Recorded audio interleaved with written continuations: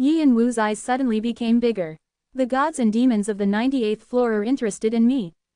The 98th floor was an unknown territory that many players targeted for thousands of years to no avail. After Alpharon settled on the 77th floor for unknown reasons, no one has ever been able to climb higher than that floor. The Red Dragon clan endlessly gathered on the 76th floor to bring Alpharon down from his position, but they never succeeded. However, although the floors above the 77th remained a mystery, there were clues to guess what was on those floors. One of these clues was the 98th floor. The Masters of the Apostles, who were a large portion of the Rankers. The base where gods and demons resided. Gods and demons used a secret method to see what happened beneath the 77th floor. And if there was a player that caught their eye, they would present the player with more power, or the position of an apostle. But none of these higher beings completely left the 98th floor. Players thought it was because if they descended, their spiritual pressure would destroy the lower floors, so the gods and demons stayed on the 98th floor. Nevertheless, these gods and demons would use various methods to manifest their power in the lower floors to demonstrate their presence. A good example was Hermes, who showed interest in Yi and Wu. And another method was by messages, like right now. But even if they do contact players in the lower floor, it's very rare. At most, 2 people have ever been contacted. Even Jung-woo never received this kind of message. Is this how unique the theory of course is? All he had done was combine the knowledge of the one-horn tribe with his magic circuit to create a new theory. But the message didn't pop up again, and Yi and Wu no longer had any clues to make new guesses as to why they were interested in him. However, he was sure of one thing. The path I found. It's the right one. Even the gods were shocked that he had found this path. The theory of natural flow of mana using cores. It fit exactly with the hypothesis that magic circuit wasn't fit for humans. If so, Yi and Wu smirked. Since he had found the path, he only had to continue forward. Yi and Wu organized the piled information inside his head. He finished interpreting the important sections, determined what other information he needed, and forgot about the sections he didn't need. The draconic species were one that sought the truth. They would obviously have a colossal amount of knowledge gathered throughout the duration of their existence, and no human could ever catch up to their uses of the brain. Yi and Wu collected these characteristics from his draconic eyes and poured all his concentration on thinking. His head heated up. It felt as if his brain was burning from all the work. Combat Will's skill proficiency is rapidly increasing. 27%, 28%, 35%, 36%. New knowledge has been obtained. The application of magic circuit is being created. Your vessel has grown. The acquisition of new knowledge and growth of your soul has been confirmed. The paused progress of succession has continued. 99.5%, 99.6%. Yi and Wu focused like there was no tomorrow. How much time had passed? When Yi and Wu opened his eyes, he could see that the sun had already set after looking out the window. Oraboni. Adora thought she might be a nuisance to Yi and Wu, so she had been quietly looking on for several hours. She followed him up as he stood up. He seemed to be in a dangerous state, like he would collapse any moment. But, his eyes. Adora held her breath the moment she looked into Yi and Wu's eyes. Right now, Yi and Wu didn't seem like Yi and Wu. She felt she would get hurt if she got closer. As Adora wondered why she was feeling so anxious, she realized where she had seen those eyes before. When father saw his enemies, that's how his eyes were like. When Adora was younger, she was almost kidnapped by the One-Horned tribe's enemies. The Martial King hurried to save her, and his eyes in front of those enemies were so intense that she could still remember that look. She hadn't known she would see those eyes again. Yi and Wu walked over to the next section like he didn't notice Adora. So far, Yi and Wu had only been in a small part of the huge archives. Yi and Wu once again grabbed all the books he could find and read just enough to get the gist of it. It was like he was possessed by something. His eyes continued to have that intense look. With the new theory, Yi and Wu received 3 different items. The trait, Mana Friendly. The title, Blessed by Mana. The skill, Mana Control. Trait, Mana Friendly. Chi Ren. Provides easier access to the mana stream in the atmosphere. The amount able to be used at once increases from inner cultivation, and the recharging speed is faster as well. Every player wanted to accumulate more magic power in their body since the power of the skill differed greatly depending on the amount of magic power. The physique would also get stronger. Yi and Wu's amount of magic power suddenly grew to a huge amount thanks to his new trait. And as if that wasn't enough, the amount of time for it to recharge decreased as well. Yi and Wu received a trait that any player would kill for. The same went for the title. Title: Blessed by Mana. A title earned by understanding a new method to use the magic circuit. As the tier of magic circuit increased, the detachment of mana stream with the body has been connected. However, there is still a limit as it hasn't reached the level of a draconic species blessed by mana. Effects: Magic power plus 1/5. Magic circuit skill proficiency plus 9%. The amount of magic power able to be used at once increases dramatically. You can use magic power of different kinds freely. These new abilities were what Yi and Wu needed the most. Not only did his magic power increase by 15 points, the proficiency of skills increased as well. But Yi and Wu's attention was on something else, the fact that he could deal with all kinds of magic power. This means that I can deal with opposite kinds of magic power at the same time. Incompatibilities existed between the kinds of magic power. Fire was weak against water, water against wood, wood against earth, and so on. Like divine power clashing against evil energy. Because of this, players chose one kind of magic power that they used the most, and added other kinds that wouldn't interfere with their main kind. And if they didn't do this, they had to be careful so the incompatible kinds wouldn't clash. This was why Yi and Wu used Aegis and the black bracelet separately. The divine power in Aegis was poison for the bracelet. But the moment he got this title, those limits completely disappeared. Of course, he would have to confirm this ability, but he was confident that he was right. This was the power of being blessed by magic power. The draconic species could do this. They weren't limited in the different kinds of magic power and could bend the forces of nature to their will. They touched the truth and moved the world.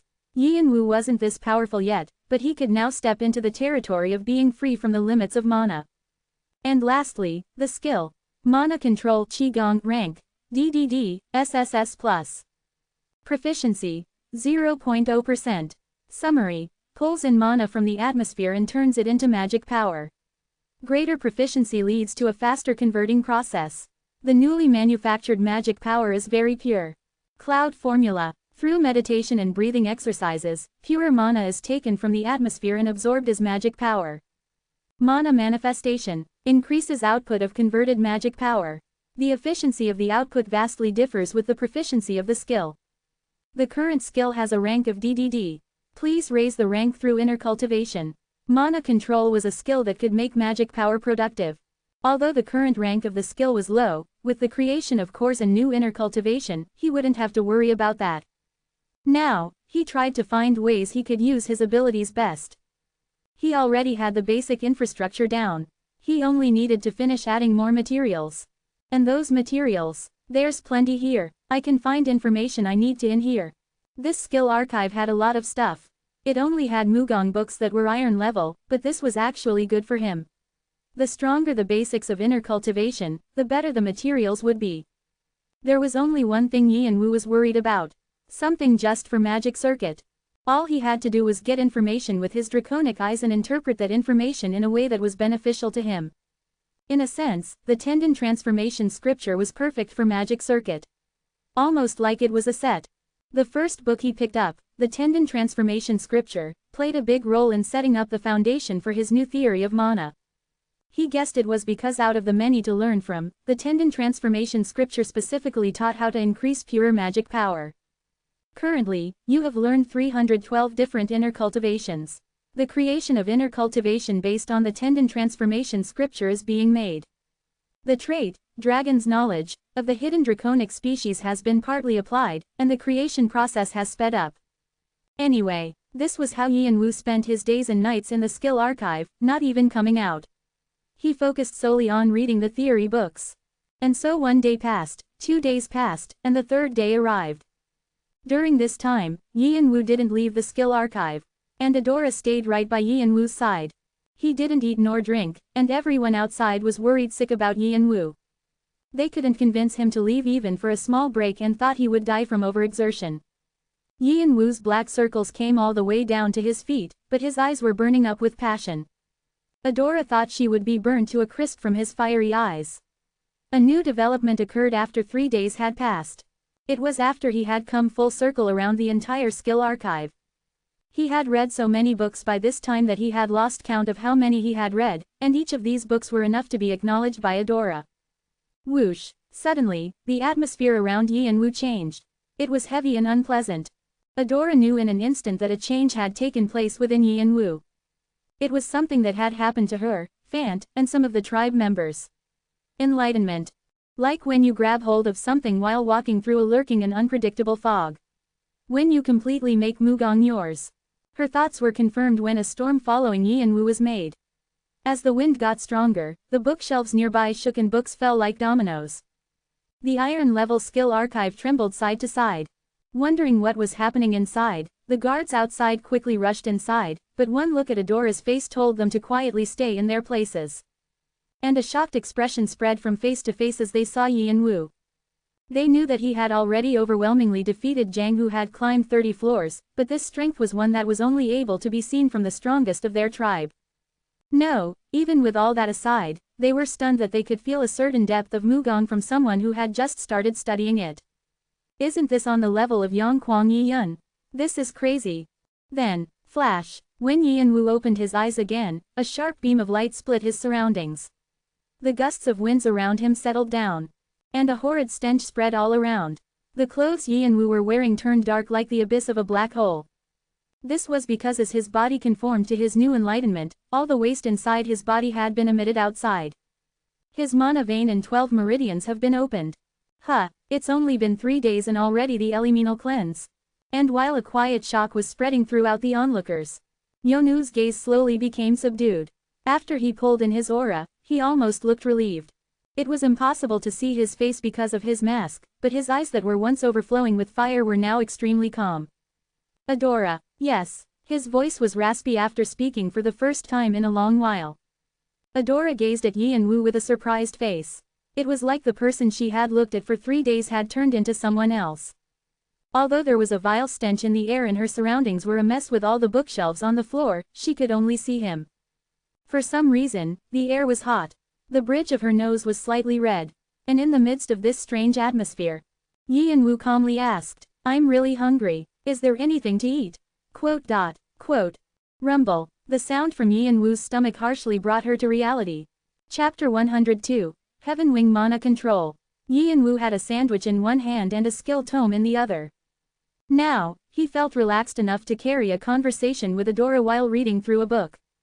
But a part of him focused his consciousness on his body. After the mana vein was opened, magic circuit is operating better than before. Your body has changed due to the acquisition of new knowledge. Mana looks for new paths to travel and a new circuit is beginning to open. 3 center circuits have successfully been opened. 6 large circuits have successfully been opened. 12 medium circuits have successfully been opened. 36 small circuits have successfully been opened. 36 new cores have been created. Magic circuits phase 1 has been completed. Mana is traveling down the newly opened circuits to cleanse the waste in your body. The proficiency of magic circuit has dramatically increased. 35.1%. The proficiency of mana control has dramatically increased. 9.2%. Magic power's stats have increased by 5. All elements have increased by 10. Body improvement has been confirmed. The halted succession process will resume. Current progress, 99.7%. What Yi and Wu had named core was located in 360 different parts of the body. Yi and Wu chose 36 different locations he thought were most important and tightly compacted mana in those areas so they wouldn't come loose. Because of that, his magic power in magic circuit had decreased to 1/5 of its original amount, but the efficiency wasn't even comparable to the old magic circuit. This was because it was now possible to control the amount of magic power being used from his cores. What was impossible before was now possible. Also, he was now able to locate the hidden magic circuit. Circuits big and small were tightly knotted up. Some circuits were so small that he wasn't able to feel them if he didn't focus.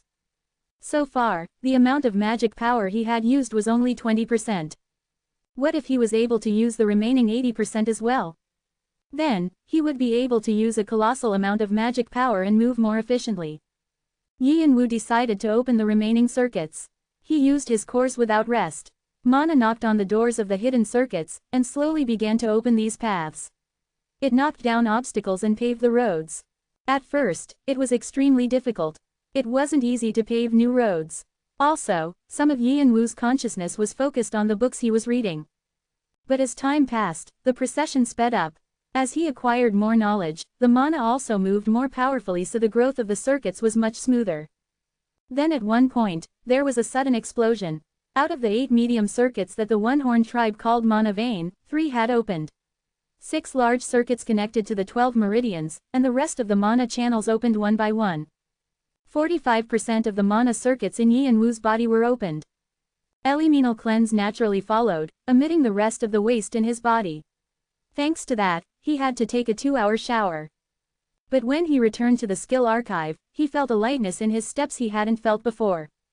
Also, his judgment had improved, so he was able to read the books at a faster rate. Even though he had only set up his mana circuits, his physique changed too. Yi and Wu settled the hunger he felt from his physical changes with a sandwich while reading the rest of the books. The guards who had been observing Yi and Wu from the beginning were looking at him wearily. On the other hand, Adora openly stared at Yi and Wu, whose attention was on the books. How nice would it be if that attention was on her? Of course, she didn't show what she was thinking. Are you done with organizing? Done-ish. Yi and Wu replied, his attention still on the books. So, about 95%. I still need about 5% more.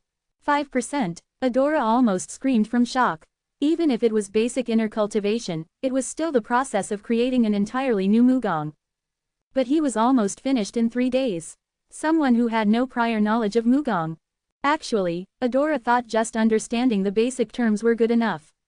Mugong had such a long history, after all. So Adora was going to help Yi and Wu once he had the basic terms down. No matter how she looked at it, her father's quest was ridiculous. But in the middle, her mind started to change. She thought, maybe, as she saw Yi and Wu looking at the books, maybe her father had seen something in Yi and Wu that she hadn't. Now she knew her father was right. Yi and Wu was probably telling the truth that he was almost finished since he didn't joke about such things. What else do you need? Color. ... Pardon, it seems like all Mugong have their own traits, their colors. They all have their own goals.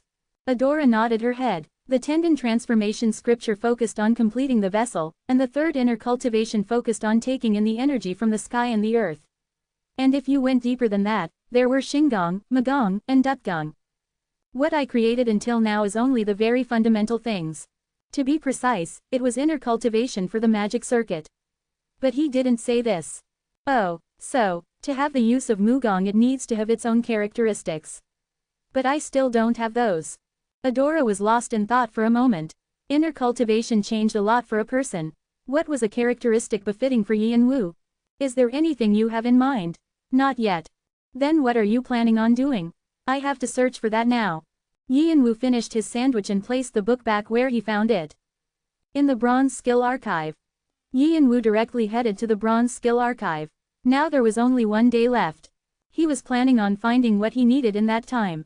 If possible, it would be nice if it improved magic power. If it's something that's beneficial to me, it would be the fire or magic type. Yi and Wu was able to be enlightened on many things when he was setting up his inner cultivation. Until now, he had only thought of magic power as a ball of energy. However, magic power was able to be used in a variety of different ways. It was a whole new world for him. The concept of mana was too hard for someone who had grown up on Earth. It's not just Mugong, magic, curses, superpowers. The use of mana is much more complicated than I thought. Mugong was just one of the many ways one could use mana. If I'm able to use all the ways. Yi and Wu's eyes sparkled under the mask. He knew it was definitely possible. Normal players would have crashed into a wall, but Yi and Wu had magic circuit. That's why the draconic species were so amazing. Not only did they use all those different ways, they were able to flip the laws of mana using just their will. How did such a species go extinct? Yi and Wu thought about this, but this wasn't in the diary either. But he was sure of one thing. Since he had magic circuit, he would be able to use all those ways too. Of course, to do that, he would have to finish setting up the rest of the circuits in his body. What wouldn't I do to get stronger? This was only the first step. Yi and Wu took a look around the entire archive and chose the books he wanted to read. The fire property books would be the most helpful, especially with his contract with the Phoenix.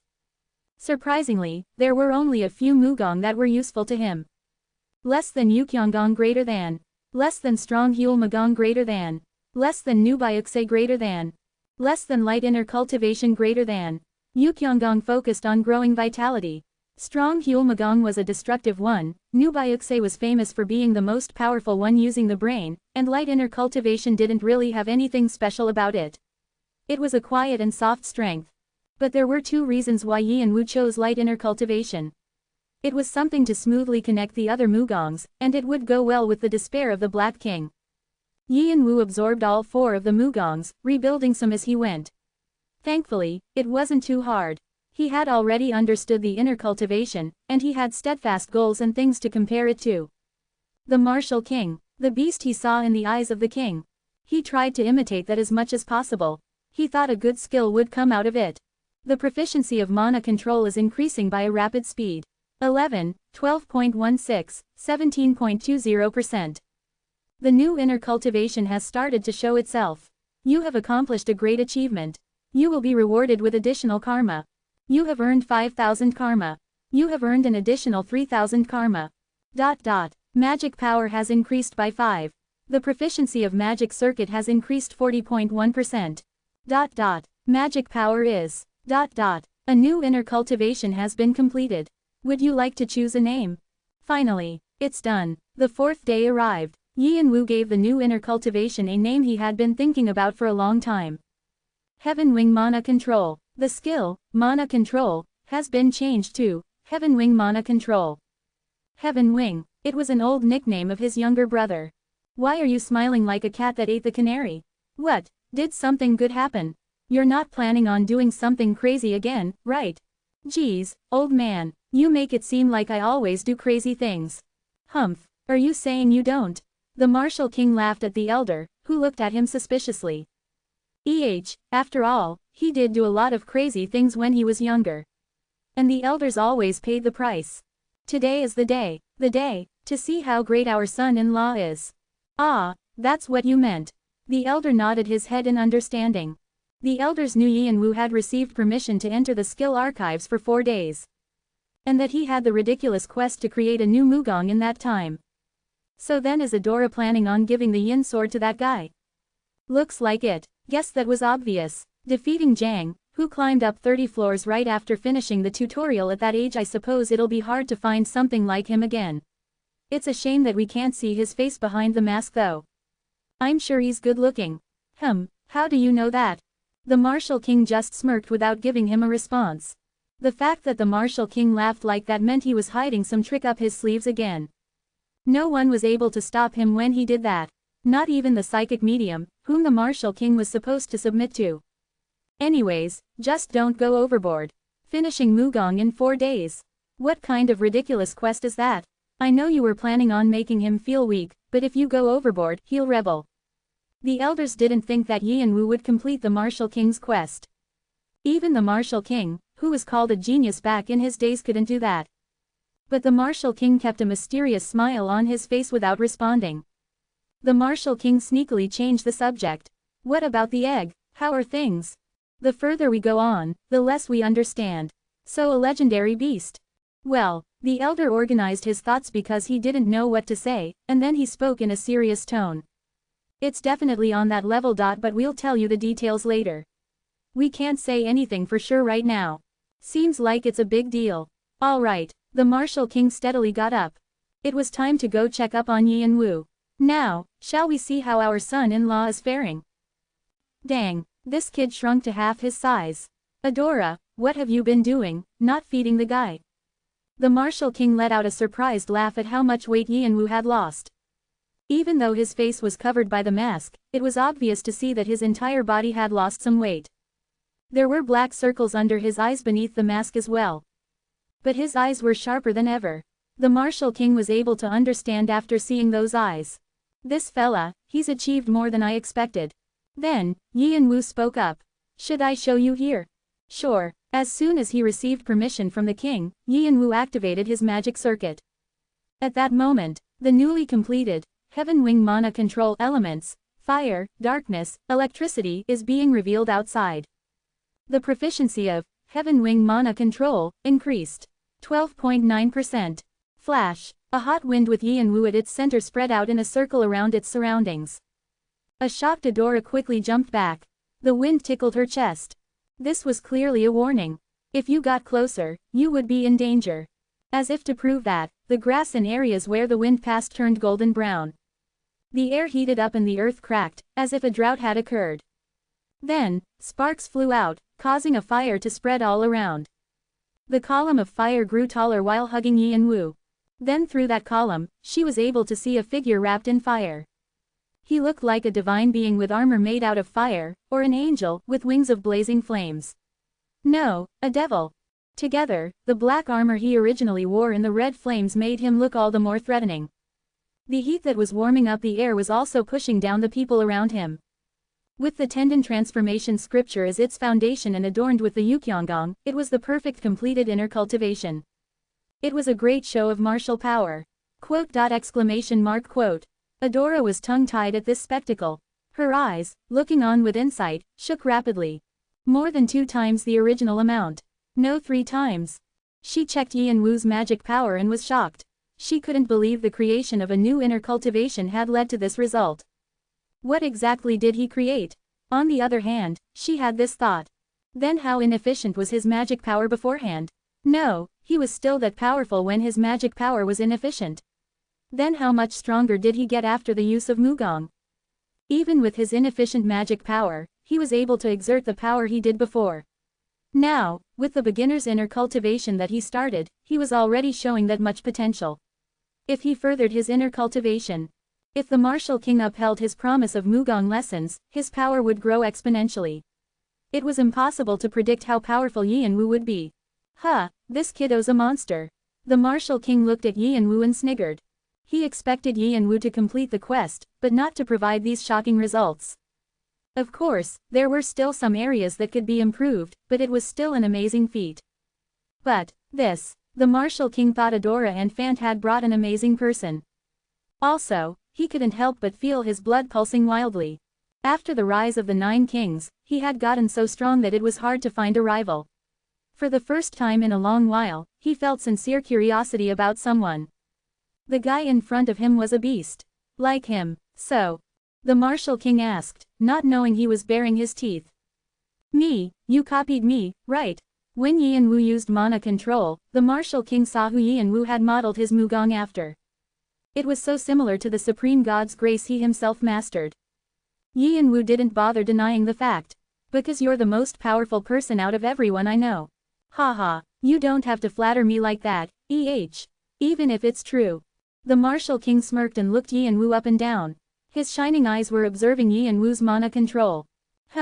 Looks like using the Tendon transformation scripture as the base, you combined it with the 3rd inner cultivation.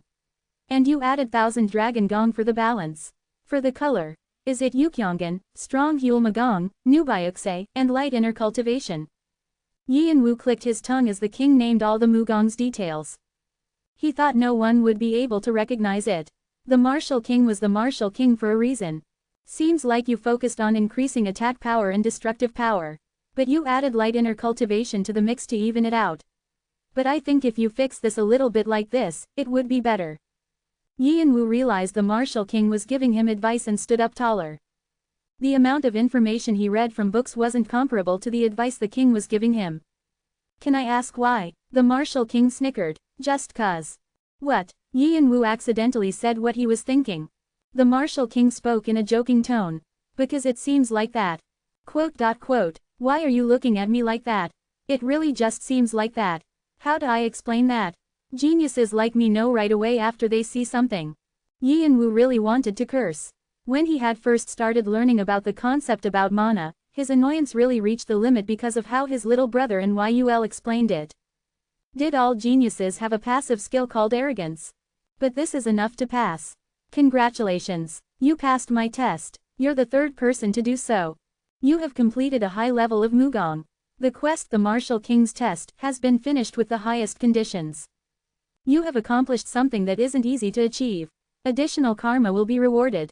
You have received 2000 karma. You have received 1000 additional karma. You have received the qualification to learn from the martial king.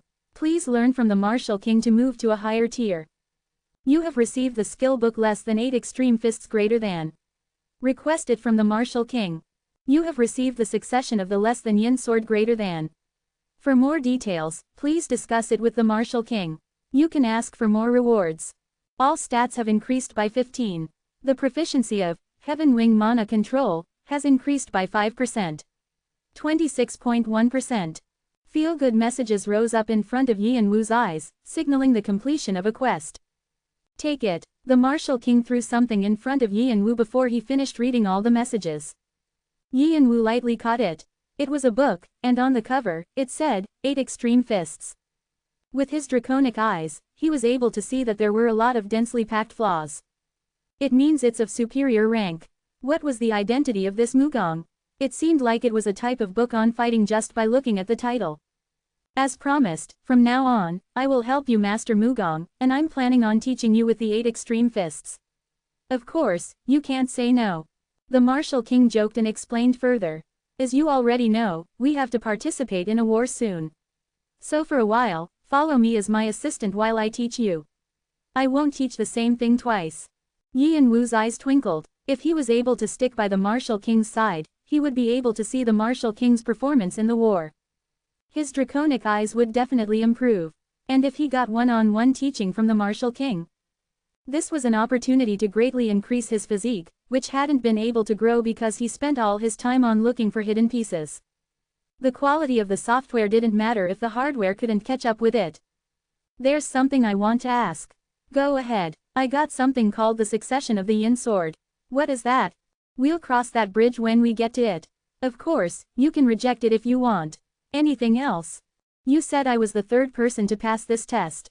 Then can I ask who the other 2 people were? Haha, this kid, though, you're already curious about them. You've probably heard about one of them before. He's quite famous. Who is it? The Sword God. Quote. Exclamation mark quote. Yi and Wu's eyes widened. The Sword God was the leader of Cheonwado's 5 martial gods. When dealing with swords, no one could compare to him. Even Alpharon acknowledged his skills. That kind of person was the first person to pass the test. That guy was originally my disciple. The Martial King casually said shocking words like he was talking about the weather. Yi and Wu became more surprised. It was something his brother hadn't known either. The relationship between Cheonwado and the One-Horned tribe. They're closer than I realized. If I end up fighting against Cheonwado, will I have to go against the One-Horned tribe too? Yi and Wu gulped. Well, now it's been a while since he's been excommunicated. Anyways, what I'm trying to say is, that's how amazing of a teacher you have. So you should try to be genuinely thankful. And respect this teacher more. Got it. The Martial King continued to praise himself. Then who's the second? It's a secret, not because I don't want to tell you, but because you won't know even if I tell you. Yi and Wu thought it might be a skilled player that wasn't very well known. As the tower was overflowing with talented players, there were many players who wished to conceal their strength as well. Those people usually like to climb the tower by themselves. And I would like to make one more request. What is it? At that moment, Yi and Wu's eyes under the mask shined. I would like to see the real strength of the Martial King. His brother's journal didn't contain anything about the high ranker's skills. But Yi and Wu wanted to check it out with his own eyes. Especially the strength of the Martial King, who was at peak of the 9 kings. Geez, being a teacher really isn't easy. What should I show you? Rather than thinking Yi and Wu was annoying for asking so many things of him, he thought Yi and Wu was quite confident. The Martial King decided to show something very fancy and strong while he was at it. Once upon a time, he was called a walking archive, because he knew many different Mugongs and mastered quite a few of them. Then the Martial King thought, since the Mugong he was planning on teaching Yi and Wu was the 8 Extreme Fists, he would show him a part of it. I don't usually show this to other people. Today, I'm doing this just for you, so watch closely. This is a part of the 8 Extreme Fists called Break Heaven. The Martial King started to get in position. Suddenly, the atmosphere around the king changed and became heavier. Crash! Yi and Wu's eyes were fixed on the Martial King to see everything with his draconic eyes. His breathing, mana circulation, muscle movement, and the angles of his actions. A goal that he had for the future was right in front of him. And during this time, the beast that was lying dormant inside the Martial King started to show itself. His fighting spirit crashed like a storm.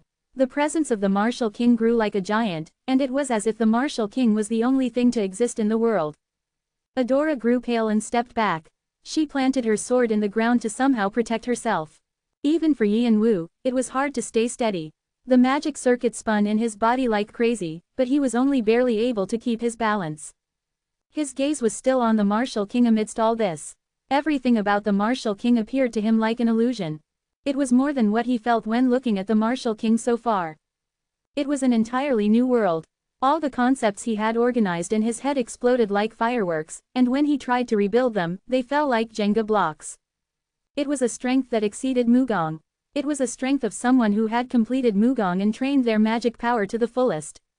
The summit that he had to reach was right there. The Martial King pulled up the edge of his hands. His hand emitted a bluish light and drew a line in the air, cutting the sun in the sky. And then, swish, the sun split into two. Quote. Yi and Wu widened his eyes at the unbelievable sight. Adora covered her mouth with her hand. A soundless scream echoed. The sun that had been split into two split into pieces, and a darkness came down. The world was drowning in darkness. There wasn't a single light. And like a magic trick, the sun returned to its spot and the world was able to have light again. It was an event that had happened so fast that people wondered if they had imagined it. But while experiencing these things, Yi and Wu was shocked beyond words. Those things are possible. He thought that he had created a footstool to become somewhat powerful with the mana control he had made in 4 days. But there was such a gap in power between him and the Martial King that he didn't even want to attempt catching up to him. The gap was so big that even his draconic eyes couldn't keep up. Phew, my shoulder hurts a bit from using my strength. You saw, right? The Martial King spoke while rotating his shoulder. We're leaving tonight, so don't be late. Adora, you give this kid some food. Everyone's gonna underestimate him when they see how thin he is. Okay, I'm off now. After that baffling event had taken place, the Martial King quietly disappeared. Yi and Wu gathered his wits long after he left. Someday. His fists were so clenched that you see the veins popping out, and a new kind of passion set his heart on fire. Someday I will go beyond that. For the first time, a milestone that he had to overcome was created in Yi and Wu's mind. I almost died, in a spot that Yonu and Adora couldn't see. When the Martial King thought he was alone, he massaged his right arm. He had suffered a lot of muscle damage from pulling up his magic power to its fullest. My point exactly. Why'd you show off? The elders are almost out of their wits trying to find you. They're asking if you're in your right mind, now that all the other clans will be sending complaints to us. The psychic medium scolded him. Nah, but hun, I can't show a weak side of myself to my kid, can I? And he grinned. Also, a teacher is supposed to be someone that isn't able to be overshadowed. He has to be a wall, as well as a goal, for the student to work harder. And what if you completely cut his motivation? Well, then he only amounts to that much. He spoke in a cold tone. Anyway, so how is it? Are you satisfied? You weren't gonna go this far originally. I was satisfied from the beginning. Then what? I'm planning on making him work more than I had planned. That sword god guy took 30 days to finish the test, but he only took 4. Don't you think I have to be that much of a better teacher so it's fair? You could see expectation in the eyes of the smiling Martial King. If the two of his disciples met, that would also be a fun thing to watch. He couldn't help but think that a lot of amusing things would occur during this war. Night arrived. It was the night that the Martial King said would signal the beginning of the war. Tribe members who said they would participate were already in the center of the village. A total of 21 clans would participate. Each clan sent 10 to 100 members. So the total number of members came out to be about 500. Since participating in the war was voluntary, only 500 members came to fight.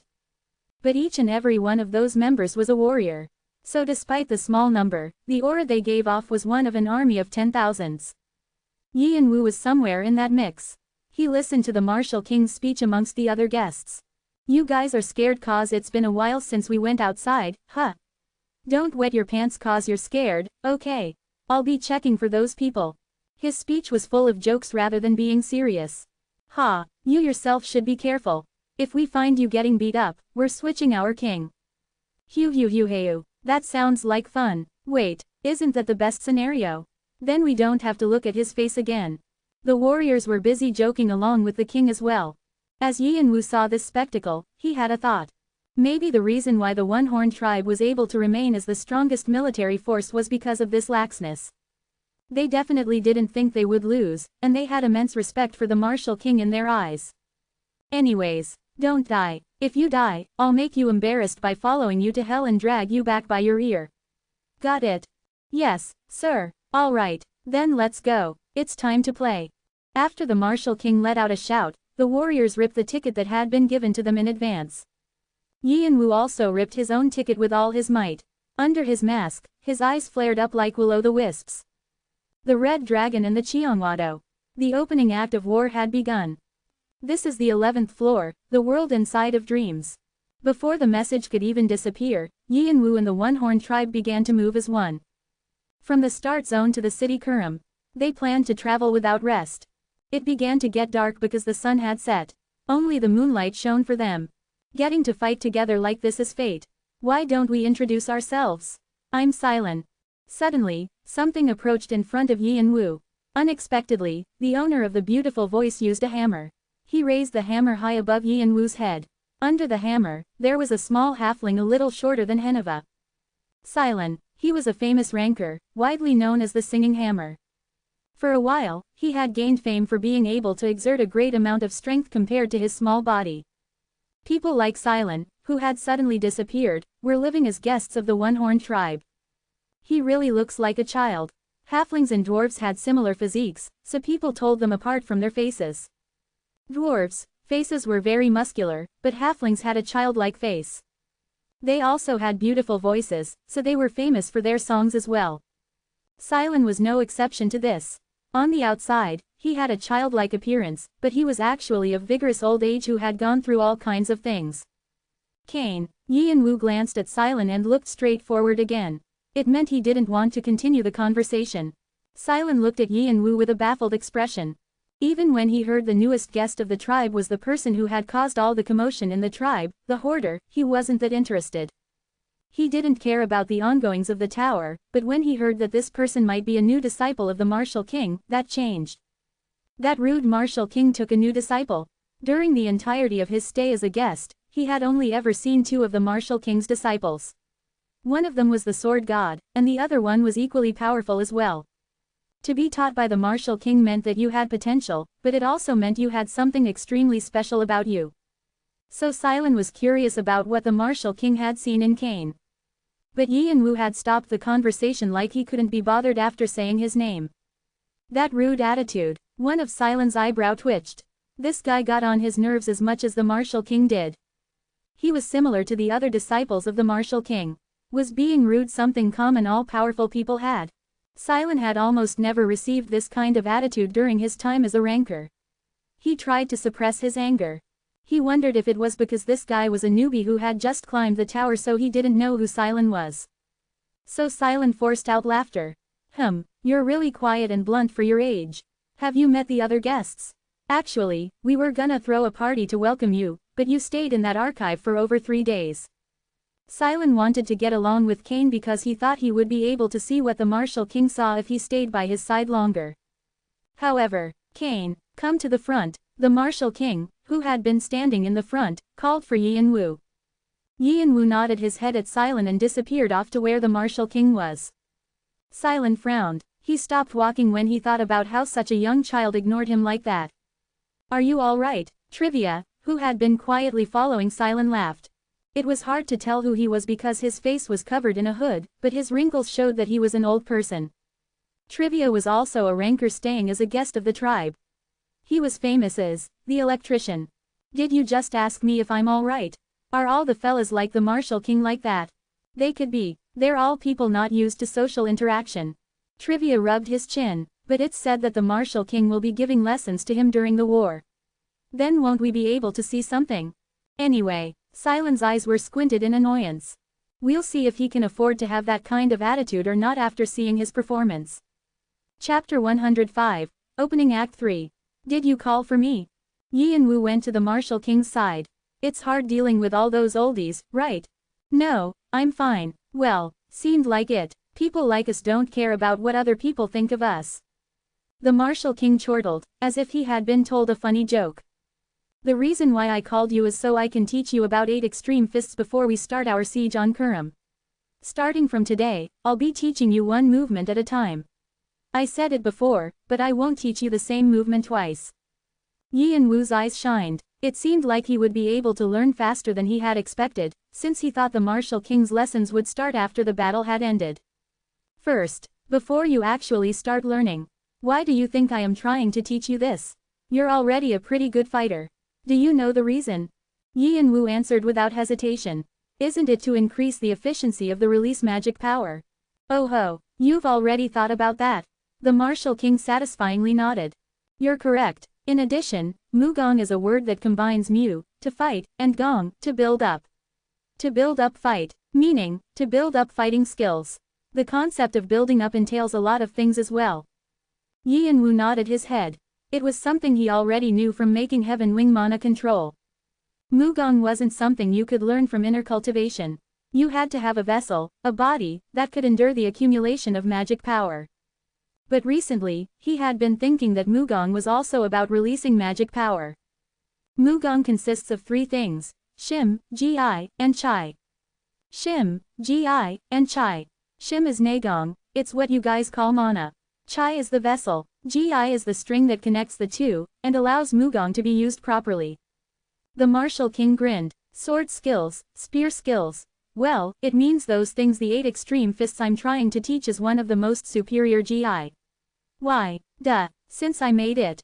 The martial king was busy laughing and trying to show off. So that means you should be really thankful. Only 2 people have ever learned 8 extreme fists. And with you, it's 3. Yin Wu thought of the people who were the martial king's disciples. That meant that people who learned 8 extreme fists were people to carry on the martial king's powers. Anyways, if I explain the theory of 8 extreme fists. The 8 extreme fists isn't a simple fist skill. It works with any kind of weapon. Because I don't like to be choosy about the weapons I use. The martial king bragged once more. And it means that the 8 extremes are all focused on me. Senses are thrown away, and regardless of if your opponent is many or few, it is a skill that works every time. That is the goal of the 8 extreme fists. Yin Wu nodded his head. From now on, I'll show you one step at a time, so look carefully. First, gunbow. Talk. The martial king took a big step forward. It appeared as if it was just a step, but at that moment, his aura suddenly increased. Yin Wu clenched his fists. It was similar to the movement before he split the sun into 2. Next is Tagak, Liguan. He moved slowly so Yin Wu could see the steps. Yin Wu used draconic eyes to follow the movements. And he was suddenly struck with the thought that the king's movements were similar to something. Flaws. Yin Wu's eyes became bigger once he realized what it was. Was it a simple coincidence? The martial king was moving along the flaws. From everywhere his feet landed and where his arms spread out, it was along the stream of flaws. Yin Wu realized the reason why. Flaws signified the center of objects. Then surely, the best out of all the Mugongs would follow the stream of flaws. You have understood the significance of flaws. The proficiency of draconic eyes has increased. 27.6%. Once he understood, he started to understand what the martial king was showing him. There, so this is the first step out of the 32 total steps of the first section of 8 extreme fists. It's called Gunganjanjan. Do you think you can do it? The martial king smiled devilishly. Even if it was the first step, it was composed of 64 different smaller steps. Obviously, a beginner would never be able to memorize just by looking at it once. When he had said that he would only show it once, it was just a joke. If Yin Wu wasn't able to memorize the steps right away, he was planning on using that to show his greatness to Yin Wu. However, yes, I have memorized it all. What? Yin Wu confidently nodded his head. As the martial king let out baffled words, Yin Wu copied the movements the martial king had done. They were exactly the same. It was perfect. What is this nonsense? Usually, it was easy to copy the basic steps, but it was hard to copy it down to the tiny details. But that didn't affect Yin Wu. It was like he copy and pasted the martial king. For the martial king, who didn't know that Yin Wu had used his draconic eyes, it was a mind-blowing sight. He's more of a monster than I thought. Of course, he didn't let Yin Wu read his thoughts. Instead he feigned a laugh like everything was normal. Good job. You wouldn't be my disciple if you already got confused, right? Now, moving on to the next step. It's called Ganasungsan. The martial king was curious if Yi and Wu could copy the movements again. Ding, you have started training the Mugong, 8 extreme fists. With draconic eyes supporting you, you are able to learn at a fast pace. You have perfectly learned the form. You have perfectly learned the style. You have realized the move. Congratulations. You have successfully completely learned the 8 extreme fists. A skill is being created. The skill, 8 extreme fists superior, has been created. 0.0%. 8 extreme fists superior. Proficiency, 0.0%. Descriptions. An art that has confronted the 8 points of the compass and the 8 trigrams for divination. It can be used with swords and spears. It is a high-ranking Mugong. Step of the 8 trigrams of divination. Every step you take the power of the 8 trigrams Gun, Tae, Yi, Jin, Sun, Gam, Gon, increases by 5%. Mana of the 8 points. Strengthens senses and blocks blind spots. You are able to use your mana more thoroughly. The second and third sections of the 8 extreme fists are left. Please find the rest of the pieces and complete the skill. Yi and Wu had finished the 32 steps in the first section by the time they could see Kurum. The martial king, Adora, Fant, and the other warriors were looking on with their mouths agape. Ahem, as expected, you should be able to do this much if you're my disciple. The onlookers were all relieved of the arrogance of the martial king.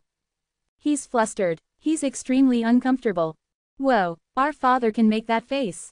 Wow, this feels great. Hyungnim 1, you're doing great. Wow, it feels like 10 years of indigestion has been resolved. He. How did Lady Adora find such a monster?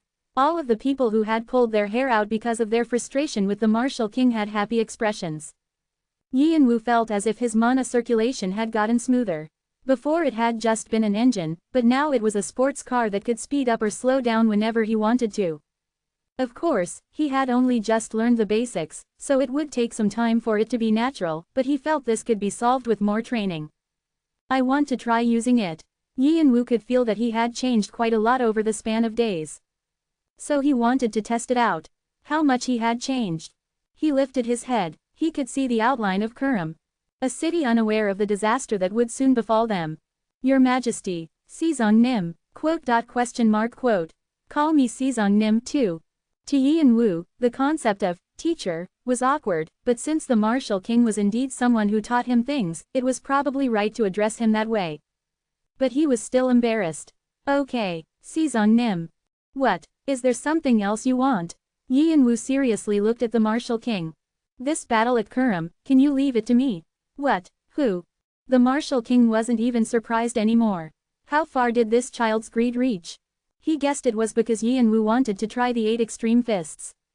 Of course, the martial king understood him because when he was the same age, he felt the same way. But the martial king strongly refused. You can't. There's other members of the one-horn tribe who want to have a go at it too. The martial king pointedly looked at the other warriors. They all nodded enthusiastically, like they would never let their prey go.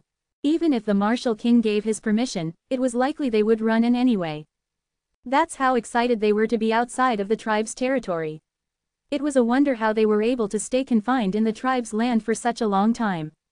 And the same goes for me. Yi and Wu looked at the sparkling martial king's eyes. But there definitely is a need to see how much Mugong you learned. He stroked his chin. He wanted to see the power of the new inner cultivation Yi and Wu made in the 8 extreme fists together. He was planning on adjusting some things if Heaven Wing mana control and 8 extreme fists didn't go well together. A way to calm down the warriors and confirm Yi and Wu's skills. He was thinking about what he should do, and he had a god idea. Then how's this? The city of Kurum was under the control of Now clan, a subsidiary of the Red Dragon clan, for quite a while now. But after the confrontation between the Hoarder and the alliance of clans, half of Now clan's fighting force had been destroyed, and things got twisted. So the Red Dragon decided to send some forces to the 11th floor to quickly gather more sources. They were called White Draconian. Of the 81 groups of the Red Dragon, they were the hunting dogs of the clan. Of course, it wasn't the entire White Draconian but just Team 8. But they were enough to take control of Kurum, and the citizens of Kurum had to be careful of everything they did in case they got on the bad side of Team 8. The team leader, Shannon, of Team 8 didn't like this situation at all. Foolish beings. They're only like that in front of us while they curse us behind our backs. Well, they're just bastards who aren't going to climb any higher anyway. He hated the players on the lower floors. No, it was more appropriate to say that he despised them. He felt like throwing up when he saw them being weak against strong players and strong against weak players. So he could only think that the residents who threw smiles at him were pathetic. And he was very interested in the hoarder, who the Now clan said would kill the next time they saw him. He's someone who messed with them despite knowing we're behind them. Someone with that much confidence is deserving to be with us. Even Bahal Nim said he was interested in the hoarder. Shannon respected Bahal, and wanted to be in Flame Beast one day. So his passion to find the hoarder grew. But he had suddenly disappeared without a trace. He didn't know if he had cleared the stage and gone on to the 12th floor or if he was still on the 11th floor. Many people were trying to find his tail, but they couldn't find anything. Thanks to his disappearance, the rumors about the hoarder were only growing. No one knew what he was planning to do next. It would be nice if I could see him before the war starts. Shannon wet his lips. Crash. There was a loud sound that almost made his ears fall off. He lost his balance and fell over, but quickly got up using his cane. He had a hard expression. That loud sound just now was definitely something exploding. And it wasn't an ordinary explosion. He turned his head and looked out the window. Past the fallen desk and the broken window, he could see red flames and black smoke rising up to the sky. Who dares? Shannon wanted to know who dared to attack the city that he was in. Then, the door burst open and his assistant came in. He said in an urgent voice. Bad news, sir. Our enemies have attacked. But, who is it? Cheongwado. It's the one-horned tribe. What? Shannon's face hardened at the unexpected words. One polite way of addressing Hung. Two polite way of addressing teacher. Chapter 106. Opening Act 4. Shannon didn't let his assistant finish and darted outside. His head was only filled with one question. Why? Those brutes don't interfere in other clans' businesses. All thoughts about the hoarder were long gone. He also forgot about strategizing for the war. That was how shocking the arrival of the one-horned tribe was. If they arrived, all of the plans for the war so far would fly out the window. Especially since not a single ranker to support them were here yet. Most of all, if Kurum fell into their hands, Red Dragon would definitely lose the war before they even started. And Shannon would have to be responsible for everything since he was the overseer. No, he could face the backlash. But he wouldn't be able to avoid disciplinary action, because Red Dragon placed a lot of importance on honor. So Shannon hoped there wouldn't be any rankers among the people that had just arrived. Then, they would have a chance of turning the tide. If there was, he hoped it was only 1 to 2 rankers. At the very least, he hoped the Martial King wasn't there. But once he arrived outside, Shannon had to experience the world being destroyed. Let's go. Fire. Fiery. Let's blow it up. Boom boom. In the moonlit night, enemies were falling like meteorites. And each of them laughed like a maniac. And when they landed with a literal bang. If they landed on a building, the building collapsed, and if they landed on a temple, the temple fell. And as they spread out, they took over every nook and cranny of the castle. They broke everything that was in their way. Whether it was a building or a player, they knocked everything down. It was like a giant tornado had whipped by, and the residents of Kurum didn't know what to do.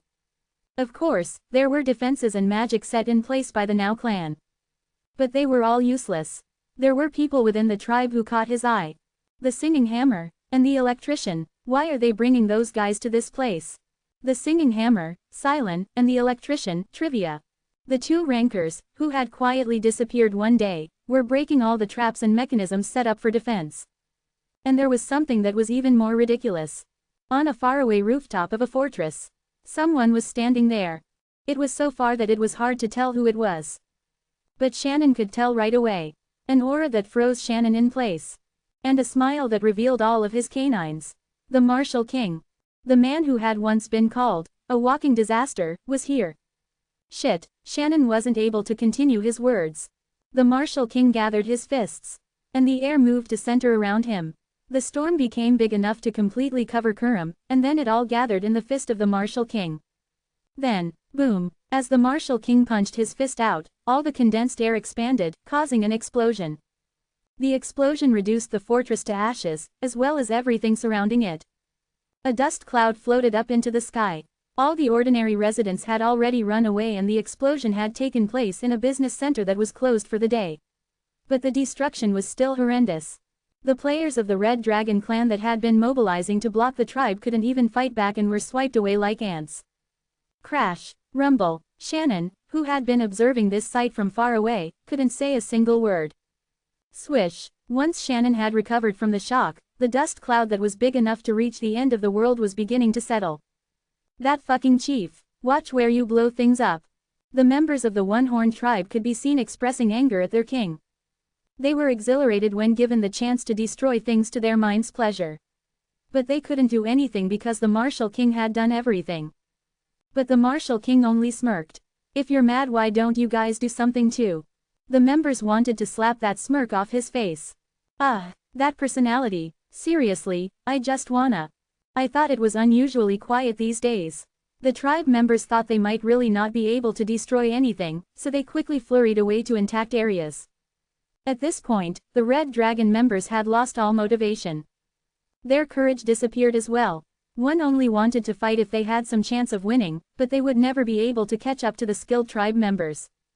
Who in the world in their right mind would confront a natural disaster? That was how much of a shock the arrival of the martial king was. It was a natural disaster like a typhoon or an earthquake, unstoppable. In the end, the intact areas of Kurum ended up falling at the hands of the tribe members. Then, flop, Shannon collapsed. He didn't have the strength to stand anymore. His eyelids shook. He was so scared that his entire world was white. Suddenly, you shouldn't be like this. The martial king discovered where Shannon was and ran to him in a breath's time. It was like he was flying. So the person with the most intense aura in all of Kurum looked Shannon up and down. It seemed like he was in a high position in the Red Dragon clan based off of what he was wearing. He wasn't happy with the condition Shannon was in. He had something to ask of Shannon. Make him do something. The martial king squatted to be on the same eye level as him. Hey, he said it as if he was calling a close friend. But Shannon suddenly came to attention. It was like someone had forcefully opened his head and took his fear away. Yes. When Shannon realized who was in front of him, he almost wet his pants. There was nothing else he could do. The person who had just caused all of this was right in front of him with a smile on his face. Shannon couldn't even think of how to run away. He swallowed. It was like he was looking at the Summer Queen. No, if it was fighting spirit, this was more than that. You want to live, right? His entire body was shaking from fear, but he realized what the martial king was saying. Why yes, I want to live. Shannon couldn't think of anything else. He didn't even feel despair from the loss. He didn't even feel that he needed to rescue his subordinates. Even bearing the responsibility for everything wasn't on his mind. All he was thinking about was escaping from here. He wanted to run away from the monster in front of him. The martial king smiled as if expecting that answer. It was a lazy smile, but to Shannon, it seemed like a snake slithering his tongue in front of the mouse it was gonna eat. Then I'll give you a chance. The martial king once again smiled, baring his teeth. They're crazy. This was Yin Wu's review of Kurum. The performance of the one-horned tribe was too outstanding. 20 minutes. That was all it took for the greatest city on the 11th floor, Kurum, to be conquered. No, to be destroyed. Actually, destroying the city had only taken 5 minutes. The remaining 15 minutes were spent gathering remaining enemies. The one-horned tribe members' war-fighting tactics were simple. Push down with strength, and break it. If there was someone who got in their way, they just got rid of them. If it was an object, they just broke it. In a word, they were invincible. What's more, I saw it when he split the sun, but that blow, it's not something I can just copy. The blow that the martial king had delivered stayed in Yin Wu's head like an afterimage. One blow that could blast half a city away. That was an intentional show of strength for Yin Wu to see. The break heaven that split the sun in one of the 8 writings of divination of the 8 extreme fists. Also, the strength that appeared when you used the 8 trigrams. Pagong. The martial king probably showed him that so Yin Wu would know that he had to work hard to reach that level of strength. And that if he wasn't confident, he should just give up now. Of course, Yin Wu had no plans to do that. Rather, he wanted to train more. If he kept on making an effort, someday, he would get there. And he also wanted to improve Heaven Wing mana control. He was burning with passion. On the other hand, Fant was thinking something else. Ha, that mister again, he lied. Weren't you expecting it? We weren't gonna be given the chance to do anything since father came along with us anyway. Fant grabbed his head in his hands and shook his head. Adora clicked her tongue with a glum face. And she quietly grumbled with a frown. What's he planning to do about Oroboni's battle experience? If he keeps on dominating the battlefield, Oroboni won't have a chance to fight. Adora knew the Martial King was very invested in Yi and Wu.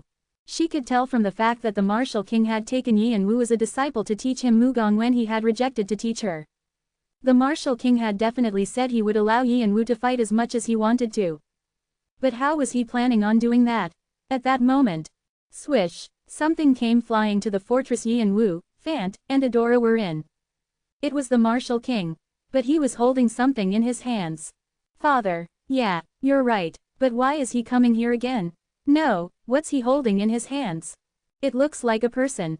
That old man, what's he trying to do this time? Fant and Adora had strange looks on their faces. Yi and Wu's eyes became bigger too. Then, the Martial King landed.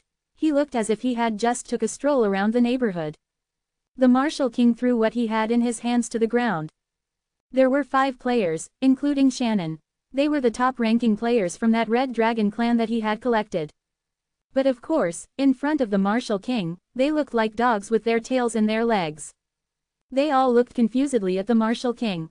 They had come with him because he had said he would let them live. But he hadn't stated any conditions. One side of the Martial King's mouth lifted in a grin as he crossed his arms.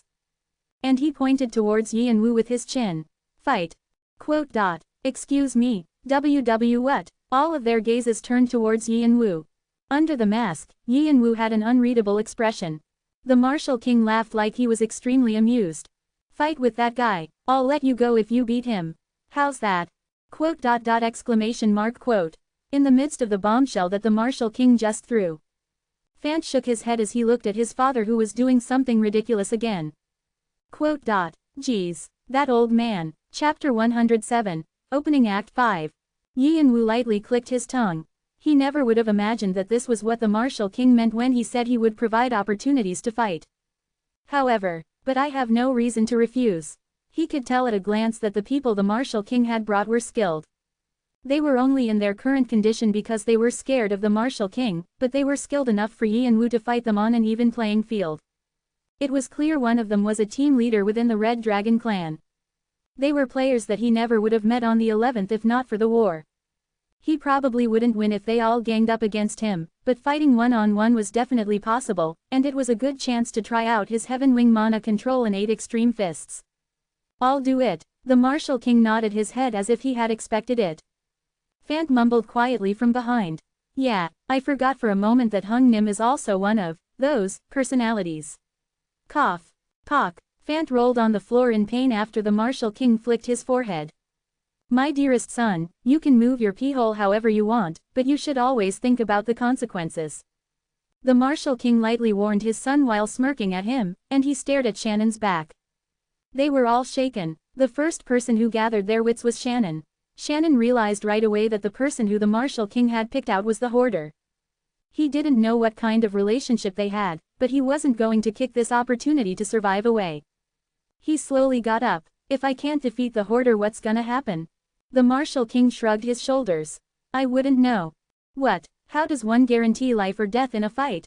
If you're talented, you live, and if you're not, you die.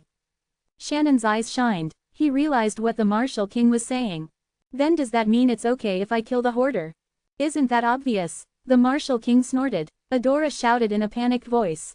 Father, I can hear you even if you don't scream. What in the world are you talking about? A fight to the death. A fight to the death. A fight where someone had to die for the fight to end. What, then do you want them to arm wrestle like this as some kind of friendly neighborhood competition? And what good would that do? But, Adora couldn't speak out any longer. The Martial King's low warning voice and his sunken gaze shut her up. Do not forget, this is war. Once we show our backs, our heads will be blown off right away. Were you planning on taking a vacation? If you're having those kinds of rotten thoughts, just go back. Adora clenched her fists and bit her lower lip. Here, the Martial King's words were correct. She was indeed whining. This place was a war zone. It wasn't weird if someone were to die, whether it be her, Fant, Yi and Wu, or even the invincible Martial King. The Martial King confirmed that Adora wouldn't complain any longer and shook his head. Always like that whenever it's related to Cain. Fant, do you have anything to say? Fant just had a frowning face. He wasn't going to try to stop this, and it's not like the Martial King would listen to him anyway. I think father is right this time. Good boy, you don't deserve to say anything about my personality. Do you know why? Fant pouted like he couldn't care less. The Martial King grinned and turned his head towards Yi and Wu. Because our people are all like this. Fant and Adora pressed their lips tightly together. It seemed like they had a lot of things they wanted to say. Anyways, Cain, what about you? You're not getting cold feet now, are you? The Martial King asked expectantly, like he would be very disappointed if he backed out. Actually, it's something I wanted to request of you. Yi and Wu nodded his head as if it was obvious. See, I thought you would say that. Haha. The Martial King knew from when he saw that Yi and Wu was trying to imitate him that they were similar. He laughed like he was content and looked back at Shannon, as if asking if he was gonna fight. Shannon hardened his expression, and nodded his head as the rest of them all got up. They didn't have a choice. If they did, it was just one. To defeat Yi and Wu. If they lost, but their skills were on par, they might be able to live, but the Martial King would never allow that. What method do you want us to use? Shannon asked with clenched teeth. As his fear faded away, his will slowly increased. The veins in his eyes were bloodshot. The method is very simple. The result will be determined by fighting one-on-one. However, you can choose the order you want to fight. Shannon and the other players started looking at each other. It was obvious the very last player would have the advantage because Yi and Wu would be tired. And so the order was chosen without any big arguments. They had a hierarchy amongst themselves. No matter the situation they were in, they all had positions from the Red Dragon clan. Shannon naturally went fifth, the last. Yi and Wu stepped forward. Everyone except for the first player stepped back to make an area for them to fight. Shit, I can't believe I have to fight with that newbie. The player spit on the ground. Although Yi and Wu was infamous on the 11th floor, he was still a novice. It was obvious that the player would get mad. He quickly got his sword out like he wanted to get it over with. A murderous intent filled the air around them. Yi and Wu held the magic bayonet and Karshina's dagger in each hand. The 8 Extremes fists could be used in various ways. Even if he had only learned the first section, he could still use 2 swords. No, rather, if he used a weaponry he was unfamiliar with, wouldn't it be better to test his skills? With these thoughts, he slowly activated Heaven Wing Mana control.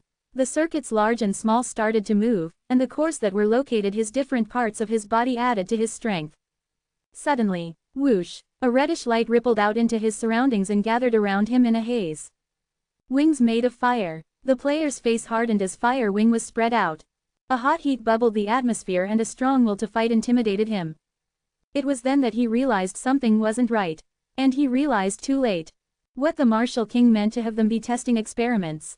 Kwang, Yi and Wu lightly ran towards where the player was. Swish, hup, something shined, and before he knew it, Yi and Wu was right in front of him. What kind of speed is this? The player's eyes widened in shock. He instinctively stepped back to put some space in between them, but Yi and Wu spun around and kicked him. Crash! Yi and Wu followed the player and brought the magic bayonet down from his head to his feet. The player thought his head would be in pieces and quickly moved. And he arched his sword. A yellowish light followed the sword. It was faint, but it was an auror blade. Wish! Adding a spin to that, the air split in half explosively. But the magic bayonet wasn't weak either. No one could catch up to Yi and Wu's magic power after he ate the Akasha snake, and with Haven Wing Mana control, he became too strong, emitting 3 times his original power. In addition, he had a strong fire-fighting skill and motivation to fight. The player had to experience intense pain as the magic bayonet cut off his arm on contact. And the fire ability passed by him and the armor he was wearing went up in flames. Burns could be seen on his stub of an arm. What kind of strength? Shock and heat. The player couldn't catch up. It felt like the world was spinning. Yi and Wu quickly started to attack. Crash crash. The magic bayonet threw the player's sword away, and the Karshina's dagger landed in his chest. When the player barely managed to escape, Yi and Wu would follow him with no time for rest. Yi and Wu recited the 32 steps in the order the Martial King had taught him. Every time he whipped his arm, an intense air followed. A neat air became a strong wind, and the storm twisted up like a tornado. With the fire added to that, it became a continuous explosion. 8 extreme fists and heaven wing mana control. When he had first learned the form, they didn't go well together. The movements didn't match the magic power. But even in that situation, Yi and Wu focused on just one thing. Flaws. His draconic eyes burst open. The eyes, with a proficiency well over 30% now, exposed all the flaws in the world, and Yi and Wu left his body to his instincts. And the 8 extreme fists and heaven wing mana control started to work in harmony. Of course, after that, combat will was activated and allowed his body to follow his will. Yi and Wu's movements became smoother as he kept fighting. It became cleaner and deeper. Like it was made for Yi and Wu. Thanks to that, as time went on, the player barely fended off the attacks. He kept getting pushed back because of the difference in strength, and had to be his punching bag. His sword broke into 1,000 different pieces, and Karshina's dagger stabbed his chest. His armor broke too easily. The armor that was made of materials only found at the 40th floor didn't do much. And in an instant, the dagger impaled his heart. The player vomited blood and collapsed. Yi and Wu pulled the dagger out of the corpse and looked where the other players were. Their faces were hard. The person that had just died was the vice clan leader of a well-known subsidiary of Red Dragon, Red Wolf. If he climbed just a few more floors, he would be a ranker. But he was defeated this one-sidedly. The hoarder. He was stronger than they thought. They wouldn't be able to leave this place easily. Okay, next. The second player, Ruthor, stepped forward with a hard face. Next. Blood sprayed across the floor. Shannon twisted his face as he saw the 4th corpse. He didn't know it would get to his turn. Of course, Yi and Wu wasn't in the best condition either. He had easily defeated Torison, but he had still regained some injuries. Every time he fought a player, he became more and more tired. And the players saw his weaknesses as he went on. Pant. Yi and Wu gasped for breath and the armor he was wearing was broken in some places. He was drenched in blood. It wasn't weird if he collapsed any moment now. But you could still see his deep eyes behind the mask. Shannon stepped forward like nothing could be done. He was planning on getting rid of Yi and Wu right away since he knew his weaknesses. He was planning on finishing the fight before Yi and Wu could read it. Yi and Wu knew that this player was on a different level from the players before. Even his armor was on a different level. Red Dragon, a real clan member appeared. And he was the team leader of a fighting squad. If he took into consideration the pickiness of the Red Dragon, this man was probably the person in charge of all the forces in Kurum. It would be best to be careful of that guy. Even if you fought with all your strength, he would be a difficult guy to beat. And the Martial King's voice was in his ear, like he had felt Yi and Wu's nervousness. Yi and Wu turned his head in that direction. The Martial King lifted one side of his mouth. As if now was the real deal. A semi-ranker. That guy's a semi-ranker. A respectful way to address a male usually older than you. Chapter 108. Opening Act 6. Semi-ranker. Skilled people who challenged rankers. A ranker is the name given to the strongest players who climb the tower. In general, they're players who have started climbing higher than the 50th floor. But the 50th floor isn't one that can be overlooked. It has a difficulty way stronger than the 49th floor. Even the strongest players fail that floor. So that's why rankers were so amazing. Also, players who were about to defeat the 50th floor were often called this. Challenger, or semi-ranker. 77 floors that have been conquered so far. And if you were to name the floors with the most residents, it was narrowed down to 2. The first floor and the 49th floor. The reason was simple. The first obstacle was the first floor, which was hard for people who just passed the tutorial. And the 49th floor posed an obstacle to players who had been on a smooth run. People on the 49th floor would kill to somehow succeed.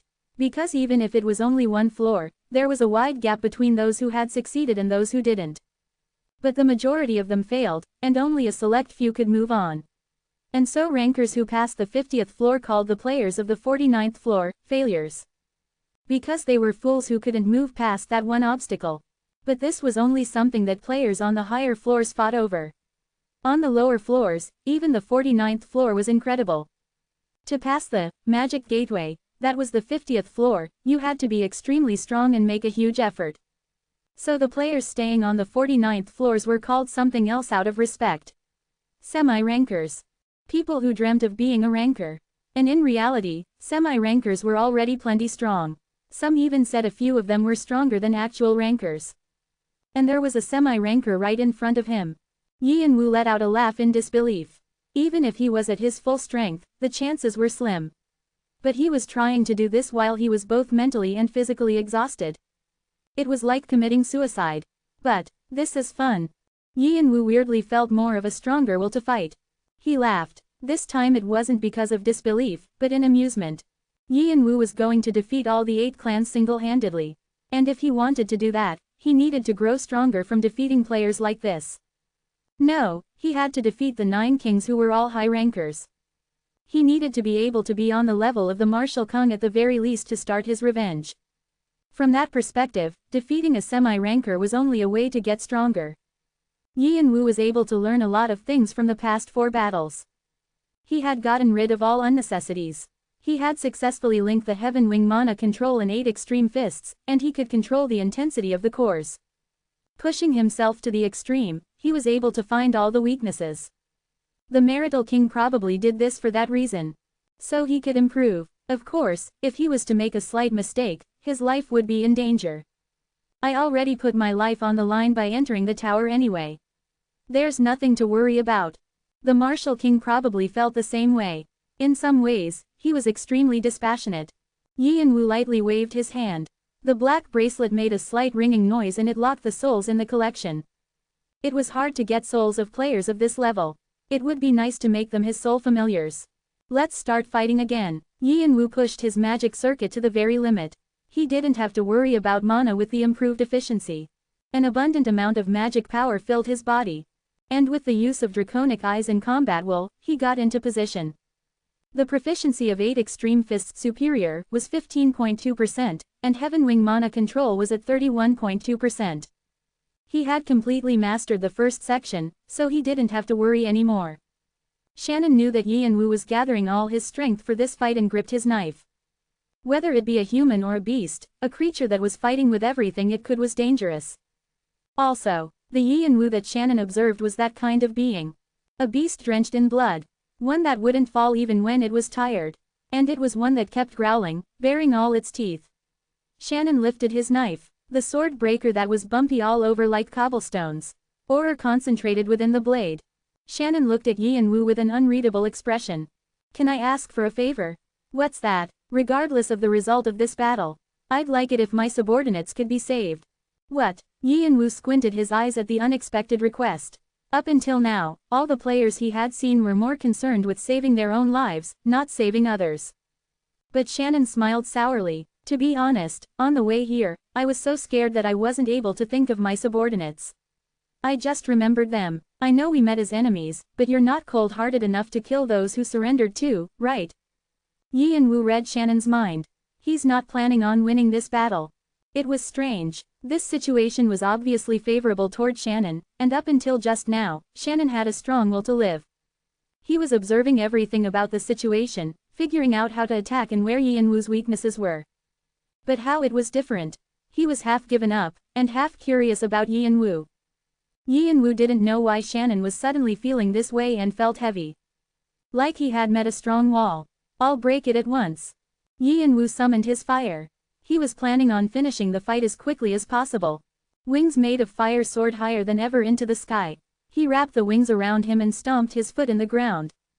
As the heat whipped around Shannon like hail, Shannon lashed Sword Breaker out, and a strong wind pushed the fire away. Yi and Wu focused his magic power in his feet and caught in balance midair. And as he turned, he struck Shannon's neck with Karshina's dagger. Shannon responded by using his aura. As the aura exploded like fireworks, they defended against the attacks. It tried to rip Yi and Wu apart like a tsunami and he had to go on the defense. Yi and Wu was flicked out of the air. But he tried again, using the first section of 8 extreme fists. Shannon swung Sword Breaker in wide movements, and with every swing, aura spiked out like thorns. Yi and Wu and Shannon fought a tight battle to never show their weaknesses. Yi and Wu was rough. He didn't even care about his body that was bleeding by the second. On the other hand, Shannon was steady. He tried to push Yi and Wu into a hole by using his aura. Every time Yi and Wu tried to attack Shannon to find his weakness, he was met with a wall. Yi Yanwu realized why his opponent was called a semi-ranker. He was really on a different level as him. No matter how hard he tried to look for a weakness, the guy never showed a single one. But still, Yi Yanwu didn't give up. Rather, he turned on all the cores onto their full power. Thanks to that, he kept getting warnings that his magic circuit was overloading, but he ignored them. He didn't use Vigrid or the black bracelet and not even Aegis. This was a fight of his strength and his strength only. He didn't want to input another variable. Even at the risk of his life. Clang, every time he swung his sword, there was an explosion and sparks flew out. He could feel blood coming up in his mouth but he swallowed it back. From some moment, draconic eyes had started to show all the flaws. They were all knotted together like string, all led to one place. Above his left elbow, the first weakness, Yi Yanwu quickly stabbed Karshan a dagger because he thought the weakness might disappear. He could hear all the 36 cores in motion. But, what? The moment the dagger made contact, the left elbow that should have been there disappeared. Like an illusion. An illusion, he moved his body to the side thinking something was wrong. But Shannon was already swinging sword breaker down on Yi Yanwu's neck. It was an attack like lightning. He barely summoned his wings of fire back, but his body flew away like a kite without a string. He turned his body midair and narrowly landed. But he still couldn't and was pushed back. Where he passed the ground left tracks in the shape of his geet. Yi Yanwu clenched his teeth. What happened? He was sure he had stabbed the flaw. How did it suddenly disappear? He raised the question, but he ignored it for the time being. He thought he might have missed something, so he once again left his body to draconic eyes and chased the flaws. He didn't have any leftover strength. He saw the flaws again. This time, there were two. He mustered all his power and stabbed again. But again. It disappeared, and instead, Auror Flex poured like rain. Yi Yanwu didn't try to attack and instead created a large gap between them. Over there, in front of him, Shannon was still standing, like a wall. And in his draconic eyes, Shannon was revealing so many flaws. But his instinct rang a bell. To not be lured in by them. Once he did, he would be finished. If he was lured again, he had a sense that he wouldn't be able to get out. What's this? He had never failed to attack using flaws. Yi Yanwu's face crumbled. He was frustrated because he couldn't figure out what was wrong. Then, I see, Shannon smirked as if he realized something. You don't know what a focal point is. Focal points. Yi Yanwu squinted at the word he had never heard before. He was still holding his weapons, but his head was riddled with calculations. But how do you not know what focal points are? Usually this is a mistake that people who just started learning martial arts make. The Yi Yanwu that Shannon had seen so far had skills of someone who was deeply trained in martial arts. He never would have imagined that Yi Yanwu was a total beginner who had just started learning. Well, it doesn't matter if you can't find focal points. Since I'll be alive at the end of this. Shannon was curious, but it didn't matter since he had found Yi Yanwu's weaknesses anyway. This time, I'll go. Shannon lightly moved. It was different from when he seemed like a sturdy wall. He was fast. Yi Yanwu could tell right away. Everything that Shannon had done so far was to discover Yi Yanwu's weakness. In a blink of an eye, a knife was coming down on his neck. He avoided it by turning his body and maximizing his fire ability. Thankfully, the knife missed its target. But it flung back to his waist, and Yi Yanwu swung the magic bayonet down. Suddenly, the approaching knife disappeared. Yi Yanwu's eyes widened. He felt danger. Illusion. It was the same as before. He could feel something approaching him from his back. He quickly turned his draconic eyes in that direction and a knife right in front of it. Only one thought was in his head. I'll die. At this rate. Combat will. The overloaded magic circuit started firing up again. And his ability to be logical fired up even faster. He had a migraine like his brain was burning. He used his rationality the best he could. He couldn't predict and worry about situations that could happen, so he had to make fast-paced questions and answers. A way to avoid it? None. A way to stop it? None. A way to end it with the least amount of damage? There was none. He kept on asking him questions hoping there would be a way. But the answer that returned was always the same. None. There wasn't a solution. He didn't know what he should do. Even if he thought of possible situations, there was only one possible outcome. A knife splitting the air. His head being destroyed and his consciousness fading away. Even if he was somehow lucky and managed to avoid it, the rapid attacks made him feel like his body would be ripped into pieces. Yi Yanwu experienced a helpless feeling. Even after changing his magic circuit and training his Mugong, it was still lacking. He was weak, extremely. The gap between the semi-ranker and him was huge, and there wasn't a way to escape. He was completely trapped in the trap Shannon set up. The only possible outcome was death. Loss. So Yin Wu flipped his thoughts. He didn't see a path, so he had to travel the way he came. The Martial King. He had given another new test, fighting with the semi-ranker. It was harder than making a new inner cultivation. If so, why did he do this to me? To die? No, that probably wasn't it. Even if he did weird things, everything was done with reason. So that meant, there was a way for him to escape. If so, what was that method? The Martial King had said for Yin Wu to fight with everything he had. Then Yin Wu thought again, Mugong was just a power out of many that he had. So maybe he could find a way from another option. Draconic eyes, sense strengthening, and combat will were among the skills he had used, but there was still one he hadn't used. And in that moment, he stopped thinking. Another knife passed by Yin Wu. His consciousness was still down low. But, it was after he activated the remaining skill he had. Foresight. It was a skill he didn't want to use because it would take up all his mana. But there was no other choice. When Yin Wu opened his eyes again, Swordbreaker was pierced deeply in his chest. His entire body felt like it was going to rip apart. 2 seconds was all Yin Wu had turned back. But his consciousness was able to come back. That was enough. As long as he was alive, he could still fight back. What's this? You should have died. You don't need to know. Yin Wu forcefully moved his body back, bringing the sword breaker with it. And as Shannon came along with it, Yin Wu didn't miss his opportunity and stabbed his neck with Karshina's dagger. Cough. Blood poured out of Shannon's mouth. No matter how skilled you were still going to die if your neck was ripped apart.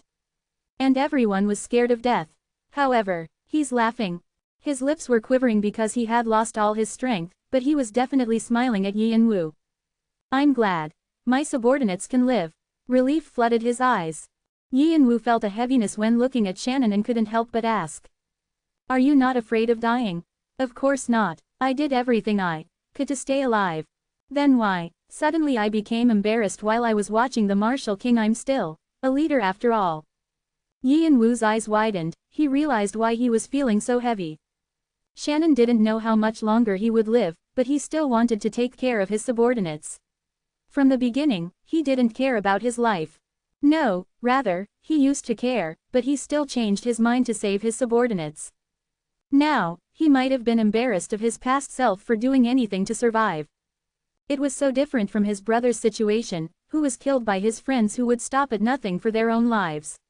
If only there was someone like Shannon back in Jungwoo's life. Shannon made a satisfied expression and he fell to his knees. Blood created a lake around him. Yin Wu looked at himself in the blood and stepped back. Suddenly, he felt tired. But worse than that, a pain spread all over his body. His overloaded cores and empty magic circuit caused him the pain. The pain was this intense because it was passed down from the draconic species magic circuit. Oriboni. Adora ran over and supported him. She let out the breath she'd been holding while watching him fight all those battles. Fant followed thinking, a monster has become an even bigger monster. Beating a semi-ranker was that meaningful. Also, Fant knew that Yin Wu hid his most important card. The black sword from Section G he had seen back in the tutorial, and all the other artifacts that he had earned weren't used. But he still managed to beat a semi-ranker. You've worked hard. It was fun to watch. Seems like you can fight better than you look. Yin Wu caught the bottle the Martial King threw at him and drank from it. The pain gradually disappeared and his magic power slowly regenerated. It was a potion. Yin Wu had a lot of questions to ask once he was feeling better. What are focal points? Yin Wu had definitely stabbed the flaws, but they had disappeared, and appeared somewhere else. Because of that, he had suffered because he had no way to know what was real or not. A fake. No, it was a lot different than faking emotion. No, it's of the same notion. The only difference is whether it's a possibility or reality. Quote. Quote. The Martial King thought of how he should explain. It's nice to explain this way. When this guy's sword almost touched you, the sword had many possibilities.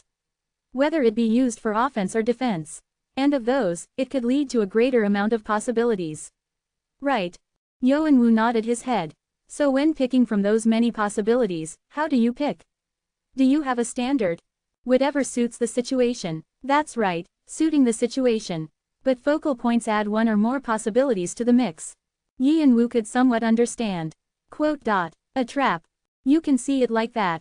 If you get trapped, you can cancel it and choose another possibility. Focal points are the power to choose possibilities. Quote. Possibilities. Yi and Wu quietly mumbled. It was similar to foresight. But foresight predicted the moves of the enemy using many different calculations, while focal points were a method to pick out of many possibilities the one that fit that situation. That's possible. He did it, right? Quote. That was a joke. Actually, it's not that easy. Every time you swing your sword, you have to see the different possibilities. If you do it wrong, your brain might even get knotted up.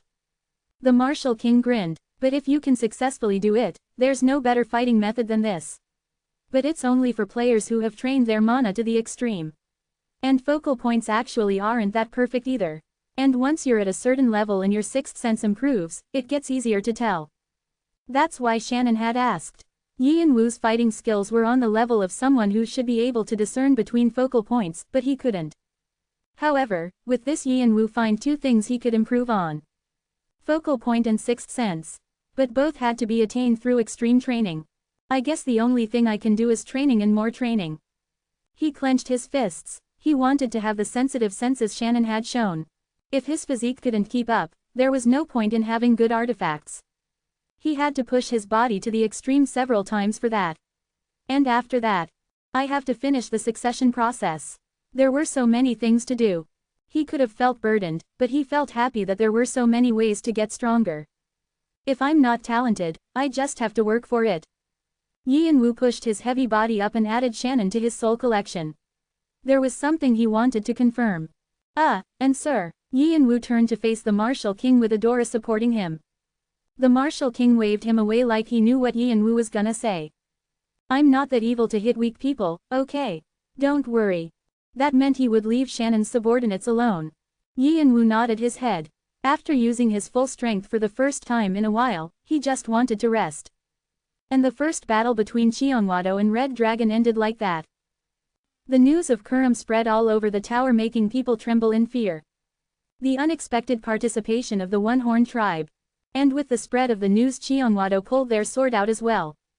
They poured in their forces to the 11th floor before Red Dragon could regain their forces. In that process, they got rid of the Red Dragon clan supporters remaining in the area too. And the Red Dragon started to move too.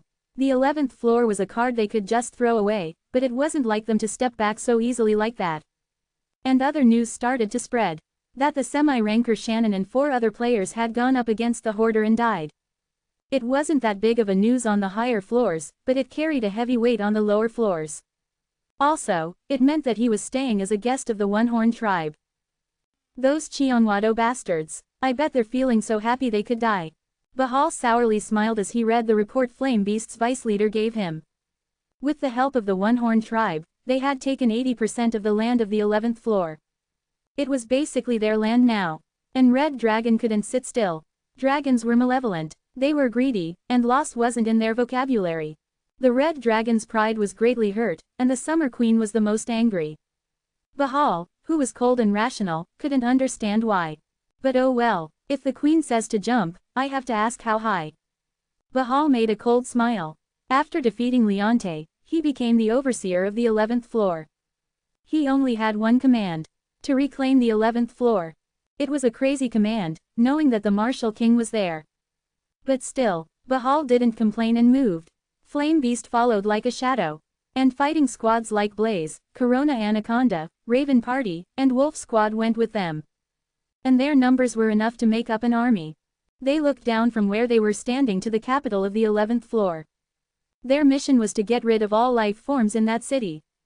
Whoosh! And Red Dragon arrived on top of the city. The Saber God walked along the path. The war had probably started by now. And with the participation of the One-Horn tribe, the Red Dragon clan was probably suffering right now. The Saber God was planning on carrying out his orders amidst all the confusion. Legendary beasts were creatures that symbolized the tower.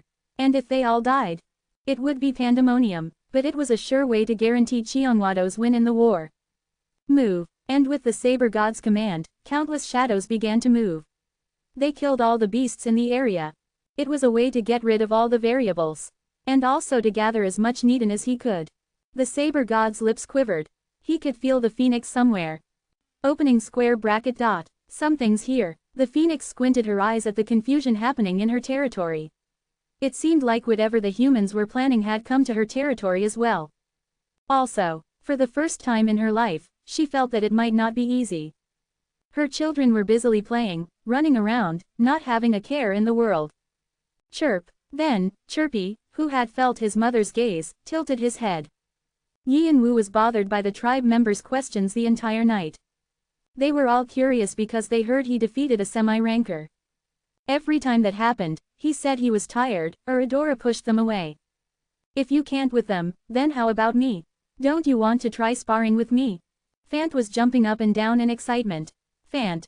What's up? If you don't want to be hanging upside down on a tree, shut up. Geez, such a cold Hyungnim. Yian-Wu scowled like he was sick of dealing with him. He actually felt like he was gonna die every time someone tried to initiate a conversation with him. He had somewhat recovered with the potion the Martial King gave him, but that didn't mean all the damage done to his body suddenly went away. But the injuries weren't always a bad thing. He needed to keep on inputting magic power to heal his body. So Yian-Wu circulated his mana without rest. He was able to feel the most thorough places with his Heaven Wing mana control. As the waste was emitted from his body, new circuits opened, and the circuits that were already there became sturdier. Yian-Wu healed his body while reviewing his fight with Shannon. He barely won the battle using foresight, but without it, Yian-Wu would have lost. He wanted to try to defeat Shannon with his own strength. Focal point and sixth sense. He assessed the homework the Martial King had given him. And he mulled over how to completely master 8 extreme fists and Heaven Wing mana control. Fant and Adora knew that Yian-Wu was in deep thought and quietly left the room. They knew how important this time was to a martialist. And through this, he would experience growth. I've heard that I was pretty single-minded growing up, but I can't even compare to that guy. Fant shook his head as he walked down the hall. He felt that every time he looked at Yian-Wu, he was able to grow in such a short amount of time because he was so determined. He even thought it was a bit dangerous, because he kept on trying to overcome his limits. It was weird that his body was still functioning. It was like he was being chased by something. What was his goal? Oh yeah, is today the day Flank is supposed to come? Yeah, we sent someone this morning. They're going to join us with more people. Adora answered while nodding her head. Fant lightly clicked his tongue. Dang, it's not like he's gonna be that welcome here. Flank was the younger brother of the Martial King. He wasn't one of the many step-siblings the Martial King had, but they actually had the same mother. And he was better known by another name, Spear God. He was one of the martial gods who oversaw Cheonwado. Also, he was the person who pulled the One-Horned tribe into this war. He sent a message this morning that he would visit. One-Horned tribe was staying in Kurum. Because of the performance of the Martial King, half of it had disappeared, but the city was so big that the tribe members could easily find places to stay. And surprising, the city was peaceful.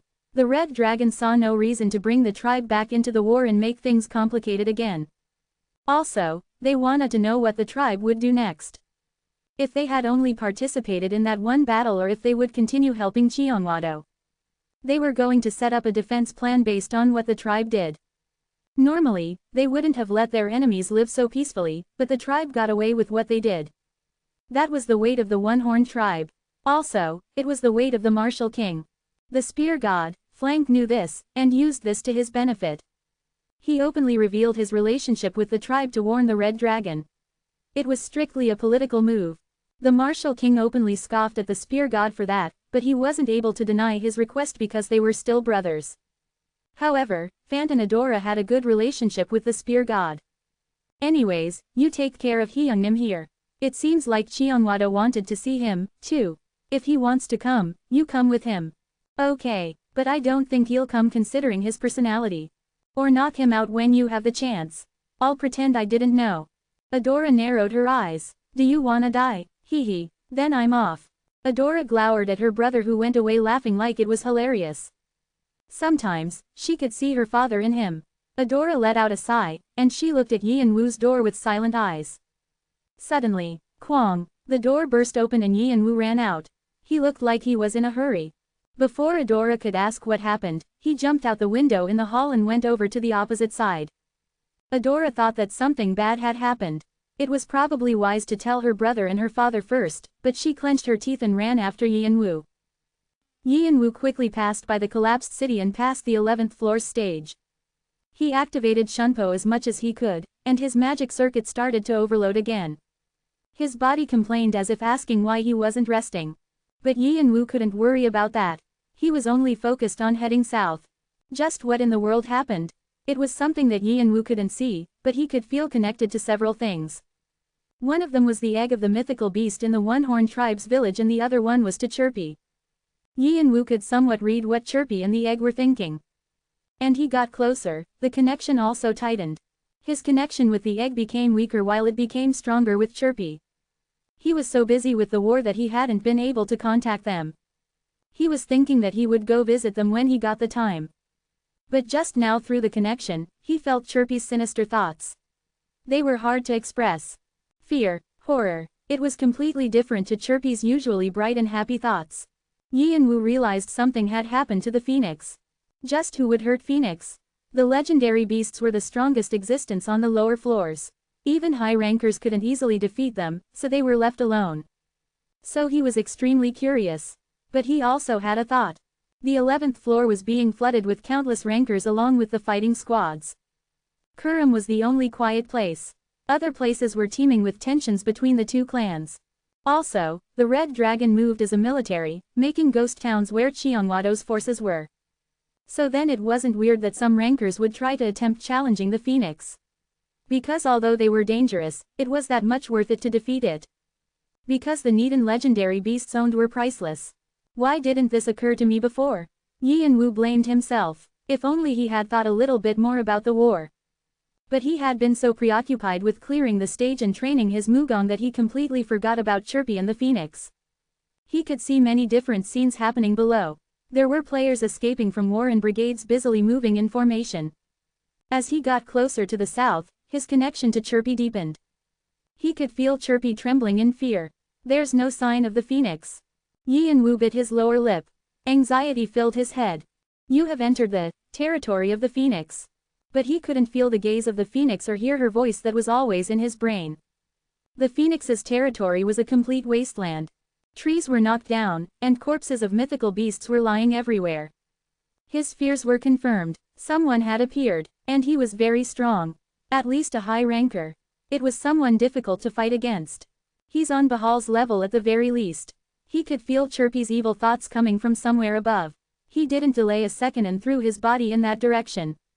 And when he entered, the Phoenix's nest was completely destroyed. The entrance was completed covered with fallen rocks, and signs of fire and swords were all over the place.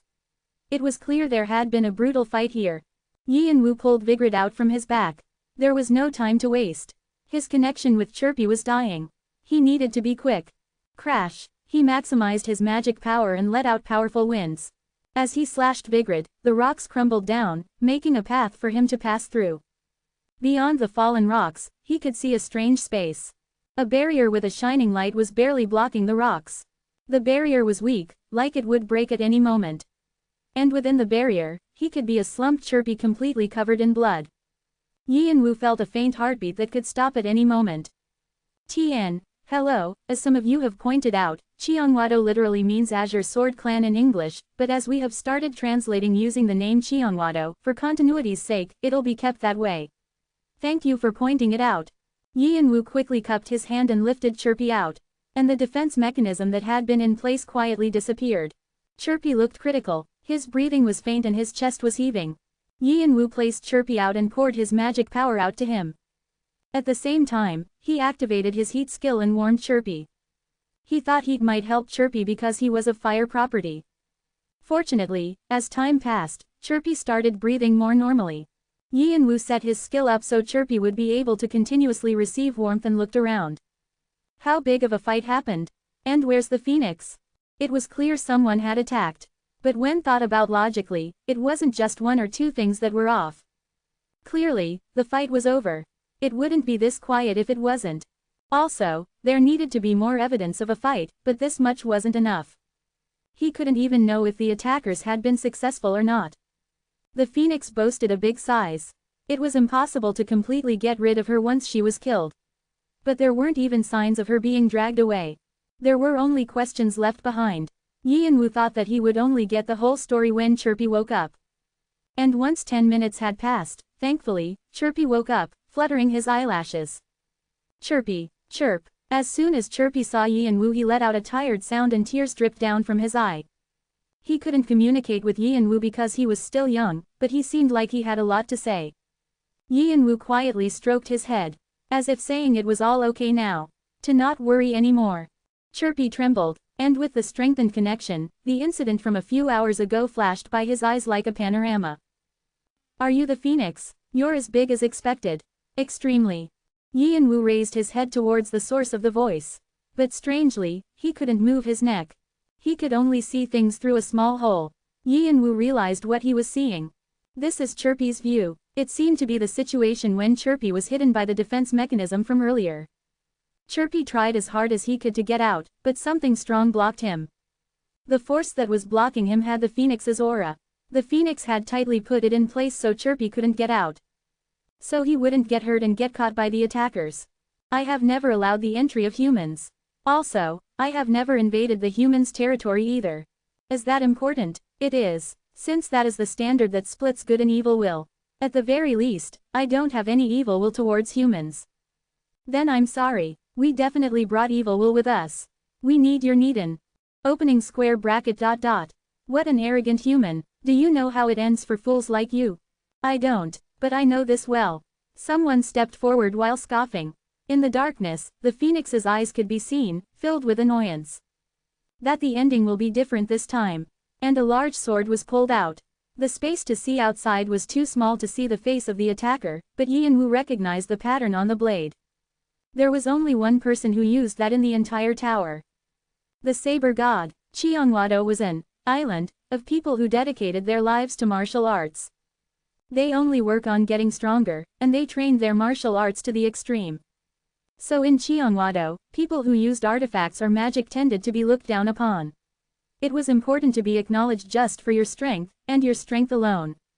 Because importance was placed on individual training, their personalities were self-centered. But on the other hand, they were also focused on being a collective group, because there was a clear hierarchy between them. The saber god was the closest to being a martialist out of all of them. He was strict in self-maintenance, and he lived a restricted life without enjoying women or alcohol. His everything was centered on his sword. And even we had to be careful when he pulled out his 9 swords all at once. Cheongwado had the most members as an organization. But of the 8 clans, they had the least clan members, and they fell behind in power. But there was one reason why Cheongwado was judged so highly. A small elite, and the 5 martial gods. The martial gods were extremely strong. Each of them were at the top of the high rankers. One of those guys came here. Yianwu was brought back to reality. That was the end of Chirpy's memory. Because he had fainted from the shock of what happened next. But Yianwu could tell what had occurred here. The sudden appearance of the saber god. And the phoenix, dead. He was sure. The phoenix was dead. Chirpy could feel that, and he cried until he didn't have any tears left to cry. The death of his mom was too much for him, who had only been born 1 month ago. Yianwu tightly held Chirpy until he calmed down. Chirpy cried until his shirt was completely soaked. The phoenix realized her fate from the beginning. So she thought I might come to save Chirpy, so she protected him. Yianwu grinded his teeth. As the reason why Cheongwado sought after the phoenix because of her Needin. He couldn't think of any other reason why Cheongwado would try to catch such a difficult legendary beast. And it wasn't like Cheongwado and the phoenix had any relationship. Yianwu grinded his teeth again. Right now, he was on Cheongwado's side as he was with the one-horn tribe. But Chirpy had become Cheongwado's enemy. Chirpy had no one to lean on except for him. That's what the phoenix had thought as well, and she left Chirpy to him. He couldn't take Chirpy to Cheonghedo. Of course, leaving him behind wasn't even an option. Yianwu didn't even consider that thought. While he was staying at the nest for over 1 month, Phoenix and Chirpy had grown to be his family. Even if Chirpy hadn't asked for it, he was going to avenge the phoenix. But right now it's difficult to switch sides. For him, both sides were going to be ones he destroyed anyway, but he couldn't just switch now. Red Dragon was probably aware of him by now. Also, He had killed Shannon. It would be weird if no one tried to kill him for doing that. Let's think about it after going back. First, he was going to return to his room and organize his thoughts. He needed to find out about Chionwado's plans after going back. If the phoenix died, there's a chance the other legendary beasts will be sought after too. I should find out about that as well. And this place wouldn't be good for Chirpy's mental health either. He was also going to try to find out why the phoenix's body wasn't there either. And so he stood up with Chirpy in his arms. But suddenly, a flame appeared in the middle of the air in front of him. It was a flame of various colors. It was the flame of life. And it wasn't the flame of life that his egg had received. It was the original, the spark. Thankfully, you've found my child. It's a relief, really. Phoenix. The familiar voice widened his eyes. Was she alive somewhere? But the phoenix didn't respond to him. This was just a will. The one called Saber God. He was very strong. I tried to save the youngest. At the very least it's a relief that you didn't forget about Chirpy. This might be the fate of you and Chirpy, it could be a blessing. The phoenix continued in a grateful tone.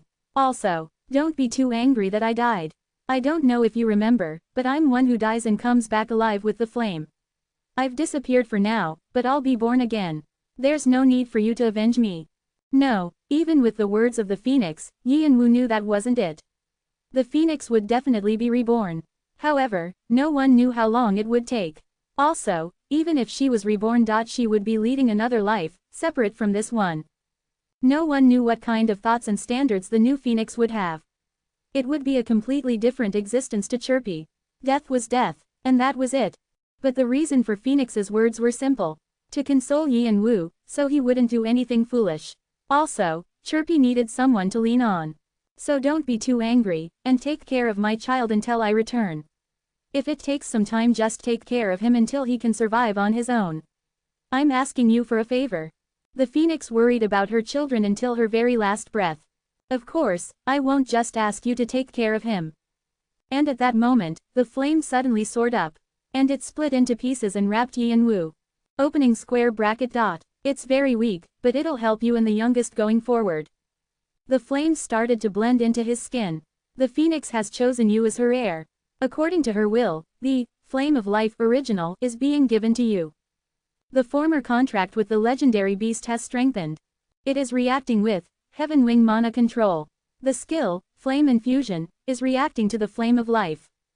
Magic circuit is preparing to accept the flame of life. Your body has opened. The succession process is being started. Yi and Wu felt like all the cells in his body were opening up. He didn't try to fight against it. He knew this was the last present the phoenix was giving him. The flames were absorbed through his open pores to his magic circuit, cores, and his bones. He couldn't explain the feeling in words. At first, it was warm, like being hugged by his mom. But then, an intense pain followed. Because of the pain, his muscles burned. But Yi and Wu didn't let out a sound. He knew from studying inner cultivation that if he opened his mouth, energy would leave his body. Yi and Wu wasn't planning on wasting anything the phoenix had given him. And even when he became dizzy, he held on. The proficiency of Heaven Wing mana control is increasing. 27, 28, 29.33%. The proficiency of Flame Infusion is dramatically increasing. 57, 58.71, 72.91%. The flames dug into all the circuits he hadn't found before. It burned away all the obstacles and paved its own path. The occasional explosions occurring in his body shook his body. The remaining center circuits 3 and 5 are opening. The remaining large circuits. Status messages popped up continuously. One would have thought this breaking up of the circuits would destroy his body, but because holy power was also included in it, his body healed faster than ever. Crash. And at that moment, Yi and Wu felt something different than the expected pain. It was joy. Joy from his tear, increasing. All magic circuits have been opened. The succession process had been finished. The title, Phoenix's successor, has been earned. Strength has increased by 5. Dexterity has increased by 5. Affinity with fire property has increased by 30. You have gained a part of the qualification of fire property. Congratulations. The proficiency of the skill, Flame Infusion, has reached 100%, and a superior skill, Heat Wave, has been unlocked. Your title is being applied to heat wave, and it is being replaced with another skill. The qualification of fire property is being applied and the skill is being evolved to a superior skill. The skill, Holy Fire, numbering 050, has been created. The growth of your body has been confirmed. Spirit tier Ling J has increased and the paused succession process will resume. Current progress, 99.8%.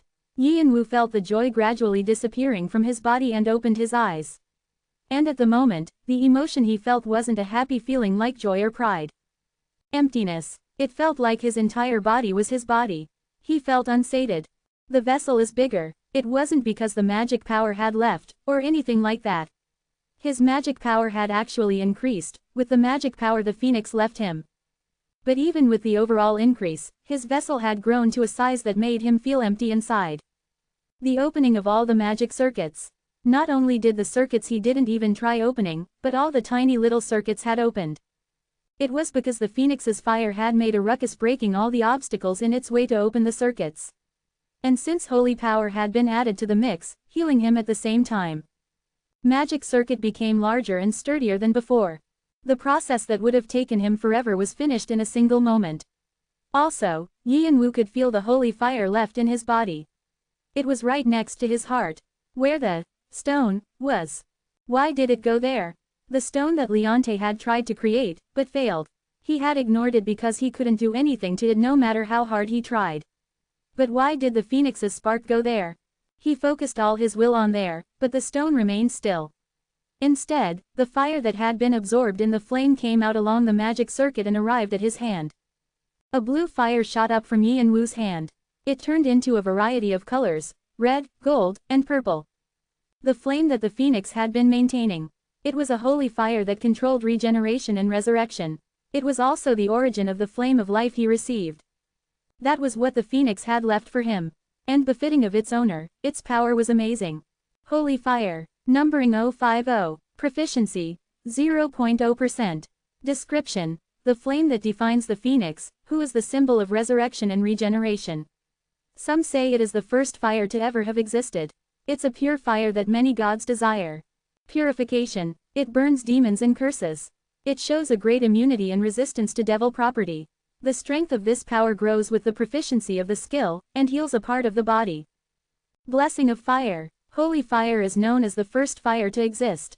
It has authority over all other fire properties and high resistance to them. It can show a control of fire. Numbering 50. It was the first numbering skill he had received after Batory's vampiric sword. Holy Fire was the absolute enemy of any evil-related properties, since it was a power that pushed away darkness and purified curses and demons. It would have been impossible to use it with the black bracelet under normal conditions, but good thing I have that trait. He thought it was a relief that he had the mana-friendly trait. With it, it was definitely possible to use Holy Fire and the black bracelet at the same time. Yian-Wu was able to realize just how powerful his trait was with this new development. Aegis is strongly reacting. The purification of Vigrid is speeding up. He could feel Aegis and Vigrid slightly shaking on his back. It seemed they were glad he received a skill that was compatible with them. But he didn't really understand what the control of fire meant. Did it mean he could move fire any way he wanted to?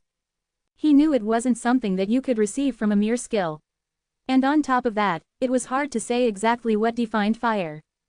He would need to test a few things to find out what it meant. Anyway, Yian-Wu once again thanked the phoenix in his mind.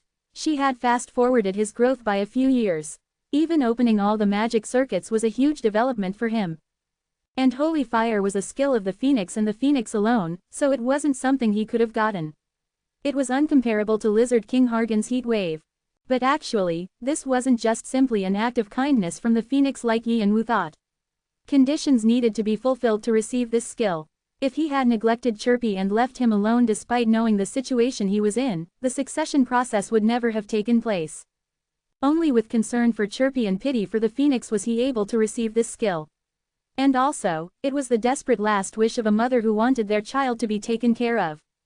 At that moment, Chirpy quietly opened his eyes. "How's your body, Chirp?" Chirpy nodded his head. He had gotten better from receiving fire from Yian-Wu. "But you should still rest. This place is messy, so let's leave first." Chirp. Suddenly, Chirpy shot up and urgently shook his head. He was still tired, but he seemed to want to say something. We have to save the other legendary beasts. Chirp. But you, chirp chirp. Chirpy jumped up and down in his spot. He somehow tried to change Yanwu's mind. Yanwu muttered to himself. The saber god was planning on getting rid of the rest of the legendary beasts. And honestly, Yanwu didn't really care about what happened to them. He didn't really have a way to stop the saber god anyway, since he was on Xiongwado's side. But Chirpy was telling him not to. He said that the same thing that happened to him shouldn't happen to the other legendary beasts. He should have been tired, but he put the other existences before him. He was a warm and commendable fellow. Chirp. At Chirpy's continued request, Yanwu had no choice but to nod his head. Okay, Chirp, but there's a limit to how much I can help. I can't even catch up to the saber god's shadow even if I go now. Despite his recent improvements, Yanwu was still lacking, especially when compared to the high-ranker saber god. That was reality, and no matter how much Yanwu wanted to take revenge, he always had a grasp on reality. The moment he became blind for revenge, it would only grow further away from him. Rather, he had to be more logical and calm about the situation. Chirpy nodded as if he knew what Yanwu was trying to say, along with words that they should escape as soon as the situation became dangerous. Yanwu got up with Chirpy after deciding what to do. The closest legendary beast stage was the Void Dragon in the east. He was planning on visiting that territory first. And so he began to move, but a familiar face suddenly appeared in the Phoenix's territory. Yanwu settled the nervous Chirpy by explaining she was a friend and went towards Adora. How did you come here? I saw you rushing here, and I was worried. Adora let out a breath of relief. On the way here, she had lost his trail and took a long time to finally get here. But where I was staying? Seems like Xiongwado is hunting all of the legendary beasts. Adora widened her eyes at hearing Yanwu's story. And she saw Chirpy, who was being held in Yanwu's arms. The clever girl was able to read Yanwu's thoughts right away. The fact that he was planning on completely breaking away from Xiongwado. I won't ask you to help. I don't plan to ask the One-Horned tribe to help me either. But I hope you don't disturb me. She had been against him participating in this stupid war. But she hadn't even imagined they would be on different sides. She bit her lower lip. And all kinds of thoughts went through her head. And when she made her decision, she pulled her sword closer to her chest. Then I'll go with you. Yanwu shook his head. You don't need to feel guilty. There's no need to go that far. No, I want to help. Also, personally, I didn't like how Xiongwado forced our tribe into this war. But Season Nim won't like that. It's been a while since I stopped listening to my father. And isn't that something you shouldn't be saying considering you've only been his disciple for a short time? Is that so? Yanwu lightly smirked and let out a laugh. And he suddenly had a thought. That if it was the Martial King, rather than being angry by this situation, he would be amused. Of course, he's not going to go easy on us just because we're his disciple and daughter. The Martial King was that kind of person. I'll lead the way since I know where to go. Okay. Once they made their decision, Yanwu and Adora left without any hesitation. To the east, where the Void Dragon would be. If the Phoenix was an existence that resurrected forever, the Void Dragon was an existence that endlessly tried to hide himself in the darkness. He doesn't like showing himself to others, and is always in a deep sleep. And because he doesn't like to be woken up, he buries those who do in the void. The Void Dragon was a legendary beast, but it was more accurate to say he was a magical creature. He was extremely territorial and had a strong and evil personality. He was also a unique creature that eroded the mystical world by spraying his void when he was sleeping. And so the Void Dragon's test was the hardest out of all the beasts. Although that's pretty useless now. Once he entered the Void Dragon's territory, he saw the same sights he had seen in the Phoenixes. The energy of the void and lightning that should have been surrounding the forest was non-existent. The same went for the inside. Dead corpses of magical creatures were everywhere. The subordinates of the Void Dragon. Each of the existences that ate the void like the dragon were lying with their throats sliced and hearts pulled out. I can't feel the Void Dragon watching me. That means. His suspicions became a reality. Orobani. Yes. Adora's gaze ended at the black Void Dragon that was on the ground. He was of an immense size and was extremely long in length. Along the black scales, little puffs of the void were floating like clouds. But the color of the void was extremely weak, like it would disappear any second. Void Dragon. He was exactly like how Yi and Wu had seen in the diary. It was obvious, but Yi and Wu couldn't feel any life. He approached the corpse to see the exact condition of the dragon. Then, kekekek, a hazy laugh sounded from somewhere.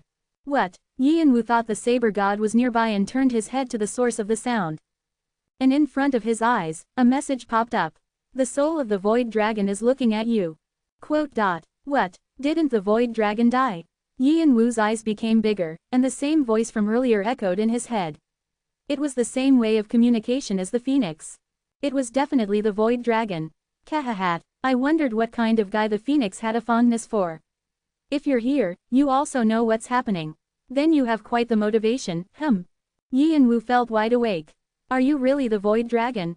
Kinda weird that the guy who woke me is saying that, isn't I? Kekekek. What? Yi and Wu was going to ask what the void dragon meant, but trailed off because he had a thought. He didn't have the qualification to collect a soul that he didn't kill.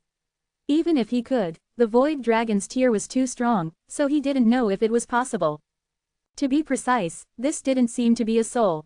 What if it was a remaining vestige of the void dragon? Chirp. Then, Chirpy spread his wings, and confidently stood face to face with the void dragon. I see, you're the one that's taking over the south instead of that arrogant bastard. I guess you're her kid. This is amusing, a player that's taking care of a legendary beast. I've never heard of this before. Well, I guess this is why I woke up. The void dragon was busy snickering at Yi and Wu. How was he able to read the phoenix's energy on him? Yi and Wu let out a laugh in disbelief. Just his vestige was able to have this much will. Legendary beasts were definitely different. Soul and vestiges were different. Soul was the existence that existed along with the physical body, and vestiges were the remains of the existence. Easily said, it was like the difference between the sun and its shadow. Although there was that much of a gap in power. When you're as powerful as me, you don't need to worry about that kind of stuff. Quote. Yi and Wu tightly closed his mouth in front of the arrogant void dragon. Was he always this talkative? The diary definitely said that he was a character that didn't like to be bothered. Maybe it was a new development after being attacked by the saber god. The void dragon had fought the saber god, so Yi and Wu would be able to learn new information from him. However, the void dragon spoke before Yi and Wu could. Anyways, I've been watching you ever since you woke me up. It's interesting that a fellow who handles death like you is loved by the phoenix, but you seemed rushed. It was fun to watch. The legendary beasts were existences that lived off of dreams, so they could read the player's thoughts somewhat. The void dragon was talking about Yi and Wu's concern for the future. You're thinking of fighting the guy that rudely woke me up, right? There was no need to hide it. Yi and Wu nodded his head. If possible, yes, even if you might get killed. I'm fine, since I can just be reborn in the void, but you only have one life, It's a request from a friend. Yi and Wu stroked Chirpy's friend. Chirpy once again chirped proudly, as if bragging that this was how amazing his friend was. Adora just quietly watched them from behind. But that's reckless bravado. The void dragon twisted his words like he was making fun of him. But don't you think I should at least try? There could always be variables. The void dragon laughed like Yi and Wu was foolish. So, that's the path you're taking? Yes, but Yi and Wu firmly nodded his head again. Right now, isn't it the void dragon in front of me? Yi and Wu used his draconic eyes to see the existence in front of him. There was a young boy. He seemed to be a 7-year-old based on his appearance, but a dense void was following him. It was the illusion made of the void dragon's vestige. The illusion crossed his arms and lifted a corner of his mouth. At that moment, Yi and Wu's surroundings turned pitch black. He was trapped in darkness. A lightless area that seemed like it would suck in everything. A place where life, death, and souls would disappear. Yi and Wu got shivers. This wasn't the place anyone with a soul should be. The void. Yi and Wu felt like his consciousness was spinning round and round the room. But on one hand, Yi and Wu felt a coziness despite his fear. He didn't know why. However, one thing he was sure about was that this void could erase him any second. It was the power of someone who was born from the void, even though they had died. So, I can interpret that as you're willing to use me if needed. The variables that Yi and Wu talked about. The void dragon sinisterly laughed. The legendary beasts were haughty creatures. But to think that right after he had died, this guy was saying up front that he would use him. Although the void dragon showed the will to kill if Yi and Wu made one tiny mistake, Yi and Wu nodded his head. Then you wouldn't have spoken to me first. There's no reason for an existence that thinks everything is useless would have taken an interest in a human like me, right? The reason why the void dragon suddenly became talkative. Yi Wu thought it was because he was testing him. A drop of sweat slid down his face. As fear crept in, his body screamed like it was going to go crazy. And when the sweat dripped off his face disappeared into the void. Poo-ha-ha-hat, this guy is better than I thought. The void dragon chortled. Yi Wu's thoughts were right. The void around him went away like it had never been there, and he was back in the forest again. Yi Wu let out a big breath. He felt like the void that had been creeping against him was still there. Chirp chirp, Chirpy protested like he realized what the void dragon did. Of course, it wasn't like the void dragon was gonna listen to him. He snorted and spoke to Yi Wu. Okay, fine, you have to have at least that much confidence to get something done. I hate guys who bark and don't bite. The void dragon continued, twisting his lower lip. I despise being woken up from my sleep. More than dying, that guy not only woke me up, but he took my Needon and heart. Anger could be heard in his voice. I'm not strong enough to leave this territory in this condition, and I'm not patient enough to wait around being reborn in the void again. But then you appeared. The void dragon wanted to test Yi Wu. If he was a normal human, he would have ignored him, but there might have been something special about him since he had received the phoenix's liking. And the result, you have received the acknowledgement of the void dragon and achieved the hidden quest, test of the void dragon. You have accomplished something that is not easily accomplished.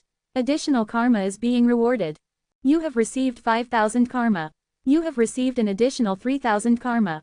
You are being rewarded with the void dragon's favor. Affinity with the void dragon has dramatically increased. Affinity with tree property has increased by 50. Affinity with dark property has increased by 50. Thunder property, ... But even if you fight against the saber god now, there's still a wide gap between you. I'll lessen that for you. The void dragon has suggested a second test. Will you accept? Yi Wu felt his eyes widen. The second test. He had wanted to receive a test from the void dragon anyway. Yi Wu quickly nodded his head. Hidden quest: the void dragon's second test. Summary: the legendary beast of the east, the void dragon, wishes to punish the enemy that woke him from his deep sleep. But he is not able to leave the territory of the void. The void dragon wishes to assign you a job. Please accept the power that is being given to finish the enemy. As the severity of the punishment increases, the rewards will also increase as well. Rewards: 1. Beat of the Abyss. 2. Wrath of the Void Dragon. 3. Alright, with this, the contract is done. The Void Dragon smiled so widely his canines could be seen. And his existence scattered into thousands of pieces of the void and started to permeate Yi Wu's body. Hup! Yi Wu shot up straight. He could feel a colossal amount of magic power entering his body. A strength made up of tree, dark, and thunder property. The vestige was being absorbed by Yi Wu. The big pieces have been stolen, so this is all that's left, but I hope this will help at least a little. It was a present to somehow decrease the gap between the saber god and him. The void dragon's vestige started to fade away and melted in his magic circuit. You have received the blessing of the void dragon. You have absorbed a great amount of magic power at once. Strength has increased by 15. Dexterity has increased by 10. ... You have earned the title, contractor with the void dragon. Some time passed before Yi Wu opened his eyes again. The void dragon had said it wasn't much, but it was a big amount to Yi Wu. It made him feel like he had eaten another Akasha's snake. Thanks to that, he was able to fill a part of his magic circuit, which had grown because of holy fire. However, he was still lacking in magic power. But if comparing just the total amount, his magic circuit had increased by about 1.5 times the original amount. Unlike the Phoenix's inheritance, it's a lower-leveled blessing, but this is still pretty impressive. The void dragon's vestige was gone now. It seemed like it had only remained here to give the power. Yi Wu turned around to look at Adora. To Adora, it looked like Yi Wu had swallowed a legendary beast whole, so she is staring blankly at him, and then she nodded her head. They needed to quickly catch up to the moving saber god. The next location was the north. The abyss turtle. Boom! A big shape fell to the ground. The Earth's axis shook up and down.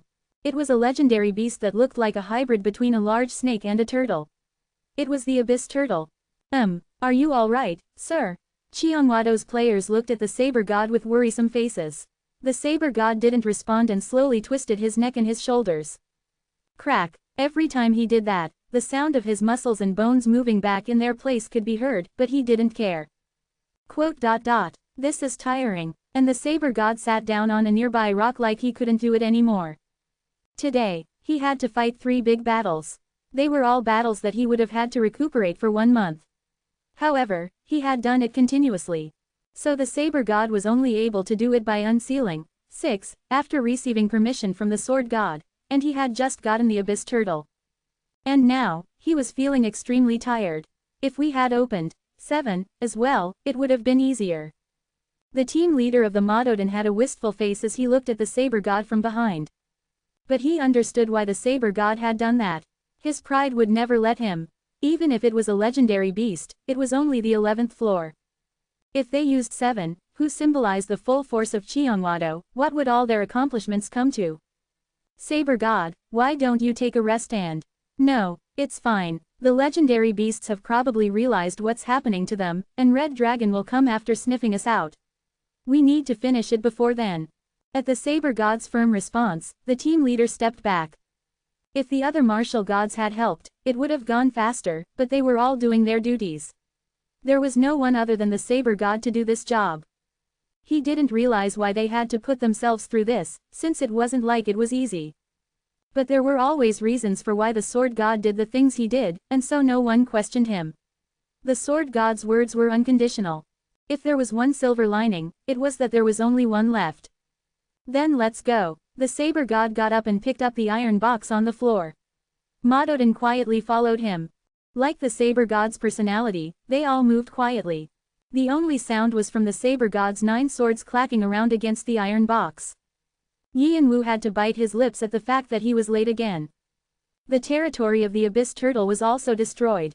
A lake that would have been big as an ocean was left evaporated, and the empty bottom was revealed.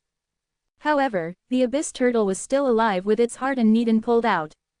A human that has received the blessing of the phoenix and the void dragon. I saw someone similar to you 600 years ago. But I never imagined I would see it again. But what to do, human, you are a step late. The abyss turtle was a humongous turtle. To be precise, he had a body of both a turtle and a snake. The abyss turtle was created by the combination of a mystical beast and a magical beast that had been walking different paths. And so they were one, but they were also two. A turtle head and body, and a long snake's head that was near the tail. One signified God, and one signified magic, and that was how they tested their challengers. The abyss turtle had the most mild personality out of the 4 legendary beasts, and liked humans, so he gave tests to whoever wanted them. But fitting of a test that was given by 2 heads, it was extremely difficult, so many were known to die during this test. The abyss turtle blinked slowly, and looked at Yianwu with 2 pairs of eyes. They also knew what they needed to do like the void dragon had done. Even if they had a mild personality, it didn't mean they wouldn't get mad at a sudden attack. No, actually, they might have had a deeper anger than the void dragon. The snake was a magical beast that used to eat manticores in one bite. To die here was something that couldn't happen. Our blessing, will you receive it? And the favor of the abyss turtle fell. I'll leave it to you. Yianwu nodded his head. You have received the blessing of the abyss turtle. You have achieved an accomplishment not easily achieved.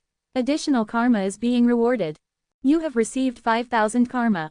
You have received an additional 3,000 karma. You have accepted the request of the abyss turtle and you must finish the test. This is a forced condition.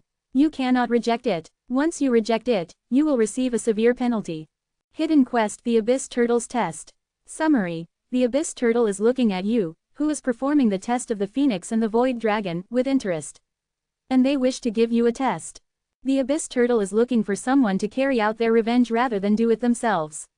Please look for a mystical beast worthy of becoming their successor and turn them into a legendary beast. Rewards: 1. A piece of the turtle head's back. 2. Shedding of the tail snake. 3. A successor. He thought they would ask him to take revenge, like the void dragon had. The abyss turtle was completely different. What would we do after getting that revenge? Forever doesn't exist anyway. Rather, we were able to live 2 times a normal life since we were 2. So we have no regrets dying. Unlike the phoenix, we weren't able to leave children behind. Yianwu was able to realize then that their eyes were focused on Chirpy. Warmth. and jealousy. Even if it was rare, the phoenix was able to find her pair, but the abyss turtle was the combination of two existences and not able to find their pair. Descendants were also proof that someone had lived. The abyss turtle wanted to leave that proof behind. But since they can't produce children, they are looking for a successor. An existence to satisfy the abyss turtle. Yian-Wu thought it might be even more difficult to carry out than the void dragon's revenge. Then, we leave it to you. We'll be looking at you from sticks. The abyss turtle blinked their big eyes and gradually disappeared. As the dust blew in the wind, they were divided in two. The turtle section and the snake section. Of these, the turtle section spun around Yian-Wu and was absorbed first. The magic circuit is opening. You have received the nickname, substitute of the abyss turtle. Strength has increased by 10. Dexterity has increased by 10. Affinity with the water property has increased by 50. Affinity with the ice property has increased by 50. Like with the void dragon, his empty magic circuit started filling up. But this wasn't all the abyss turtle left him. Now, the dust of the snake section landed on this skin. The skill, Blue Spirit's Blessing Temporary, has been created. Skill. Yian-Wu's eyes became bigger as he checked his new skill. Blue Spirit's Blessing Temporary. Rank. Proficiency. 0.0%. Description. A spirit has been stuck to you by the abyss turtle, so you are able to focus solely on the test. With the spirit, the different blessings of the legendary beasts will not clash and you will be able to use them all. This skill is inherent. Only those that have been acknowledged by the abyss turtle can receive this skill, and depending on the proficiency, growth is possible. It's a passive skill. It was a simple explanation, but Yian-Wu realized the abyss turtle had given him something much needed. He could already feel the different energies in his body settling. The blessings of the legendary beasts were a very strong blessing. Like he had to beware of the compatibilities of the buffs, same went for these blessings. If such a clash occurred during a battle, it would only lead to his destruction. This skill was outstanding in preventing that. It was good to use his strength to its full power. Yian-Wu tried to find the blue spirit, but he couldn't feel anything. It was probably because he wasn't under their control. Yian-Wu lightly shook his body, and moved to the next location. The saber god's next stop was the saber-toothed tiger of the west. After running at full strength, Yian-Wu was able to get there before the saber god. However, you're hilarious. You're telling me to leave. Me, who has been here since the beginning of the tower. Yian-Wu told everything he had seen to the saber-toothed tiger. The fight between Red Dragon and Qianhuado. The happenings of the saber god. The 3 dead legendary beasts. He warned to leave because it would become dangerous here. However, the saber-toothed tiger snorted. And even made fun of the other legendary beasts who were killed by a mere human. The void dragon and the abyss turtle have lost their touch. Stupid fools. Haha. And the phoenix has left a will to be inherited. She's crazy. And growled, revealing his canine that was as big as his head. Go away, human. I'm different from you. I'll take care of it by myself. But, I said go away. A low howl made the atmosphere shake. As if saying he would kill him if he annoyed him any longer. The saber-toothed tiger was known to have the most pride. And so to earn his test, you have to put in a lot of effort, and he was upset that Yian-Wu had come here without any plans. Chirpy tried to convince him, but he refused, saying they had only ended up like that because they were stupid. And he even said something he shouldn't. Or, leave the child with me. Legendary beasts can help each other get stronger. Eventually, Yian-Wu left with a scowl from the saber-toothed tiger's territory. What are you planning on doing now? I'm not sure. At Adora's question, Yian-Wu looked at the saber-toothed tiger's territory with a crease on his forehead. If I may say something out of concern, we'll never be able to stop the saber god ourselves. Never. You don't have to worry about that. I can differentiate between courage and foolhardiness. Chirpy nodded his head. Now, he didn't really want to help the saber-toothed tiger anymore. Reason being, he had called his mother stupid. And as if he was teasing him, he wanted Chirpy to be given to him. It was a situation where not getting angry was weird. But still, a small part of his mind wanted to help the saber-toothed tiger. He only needed to leave for a second. But why was he being so stubborn? Yian-Wu kind of understood the tiger. Even if he knows it's dangerous, his pride won't let him. He had lived a long time as a legendary beast. To leave his territory would be extremely painful for his confidence. So there was nothing Yian-Wu could do. The tiger had shut his ears. No amount of convincing would work. And he couldn't wait here and help fight against the saber god once he arrived. It wouldn't be easy to defeat the wall of the Madodan that always followed the saber god like a shadow. He needed another method. May I tell you my opinion? Then, Adora carefully spoke up. Yi and Wu looked at her with an intimidating look. Do you have a good idea? First, I think we should leave here. The reason? Because we no longer have any reason to remain. Reason to remain? Adora furiously nodded her head. Yes, along with the Phoenix, the Void Dragon and the Abyss Dragon left things for you. So we should follow those. But the saber-toothed tiger is different. Her voice was firm. He ignored our warning, and he denied our assistance. So didn't we do everything we could? Yi and Wu nodded, because Adora was completely right. The only reason they had come here was because of Chirpy's request. They had no personal relationship with any other legendary beast other than the Phoenix. So first, we should leave, and plan for the future. I don't think it's good to even pass by or meet the Saber God. He would get the Saber God. Even without what happened to the Phoenix, it was something Yi and Wu had to do at some point. But it wasn't now. This needed to be continued carefully. Knowing that, the Void Dragon hadn't placed a time limit on his revenge. But Yi and Wu wasn't able to leave so easily. Even if he left, there was one thing he wanted to confirm. In the end, Yi and Wu made his decision. All right, I think it's right to follow your decision. Adora nodded her head with a brighter face.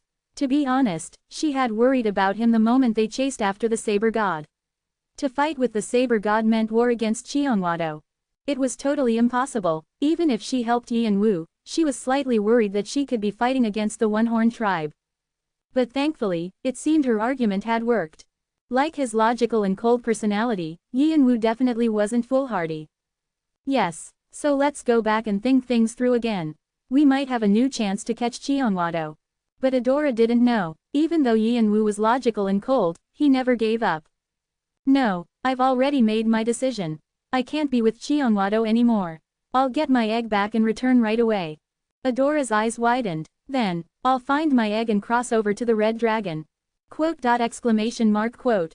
If I can't do it by myself, I'll use someone else's strength to do it. Under the mask, Yi and Wu's eyes sunk. As if they had collected the void from the Void Dragon. Black. If I could lead Red Dragon and Xiongwado to their end. Plans flashed by Yi and Wu's head. But before that, I should get what I can. If all of the legendary beast's powers were collected, what would happen? Yi and Wu folded and unfolded his left hand.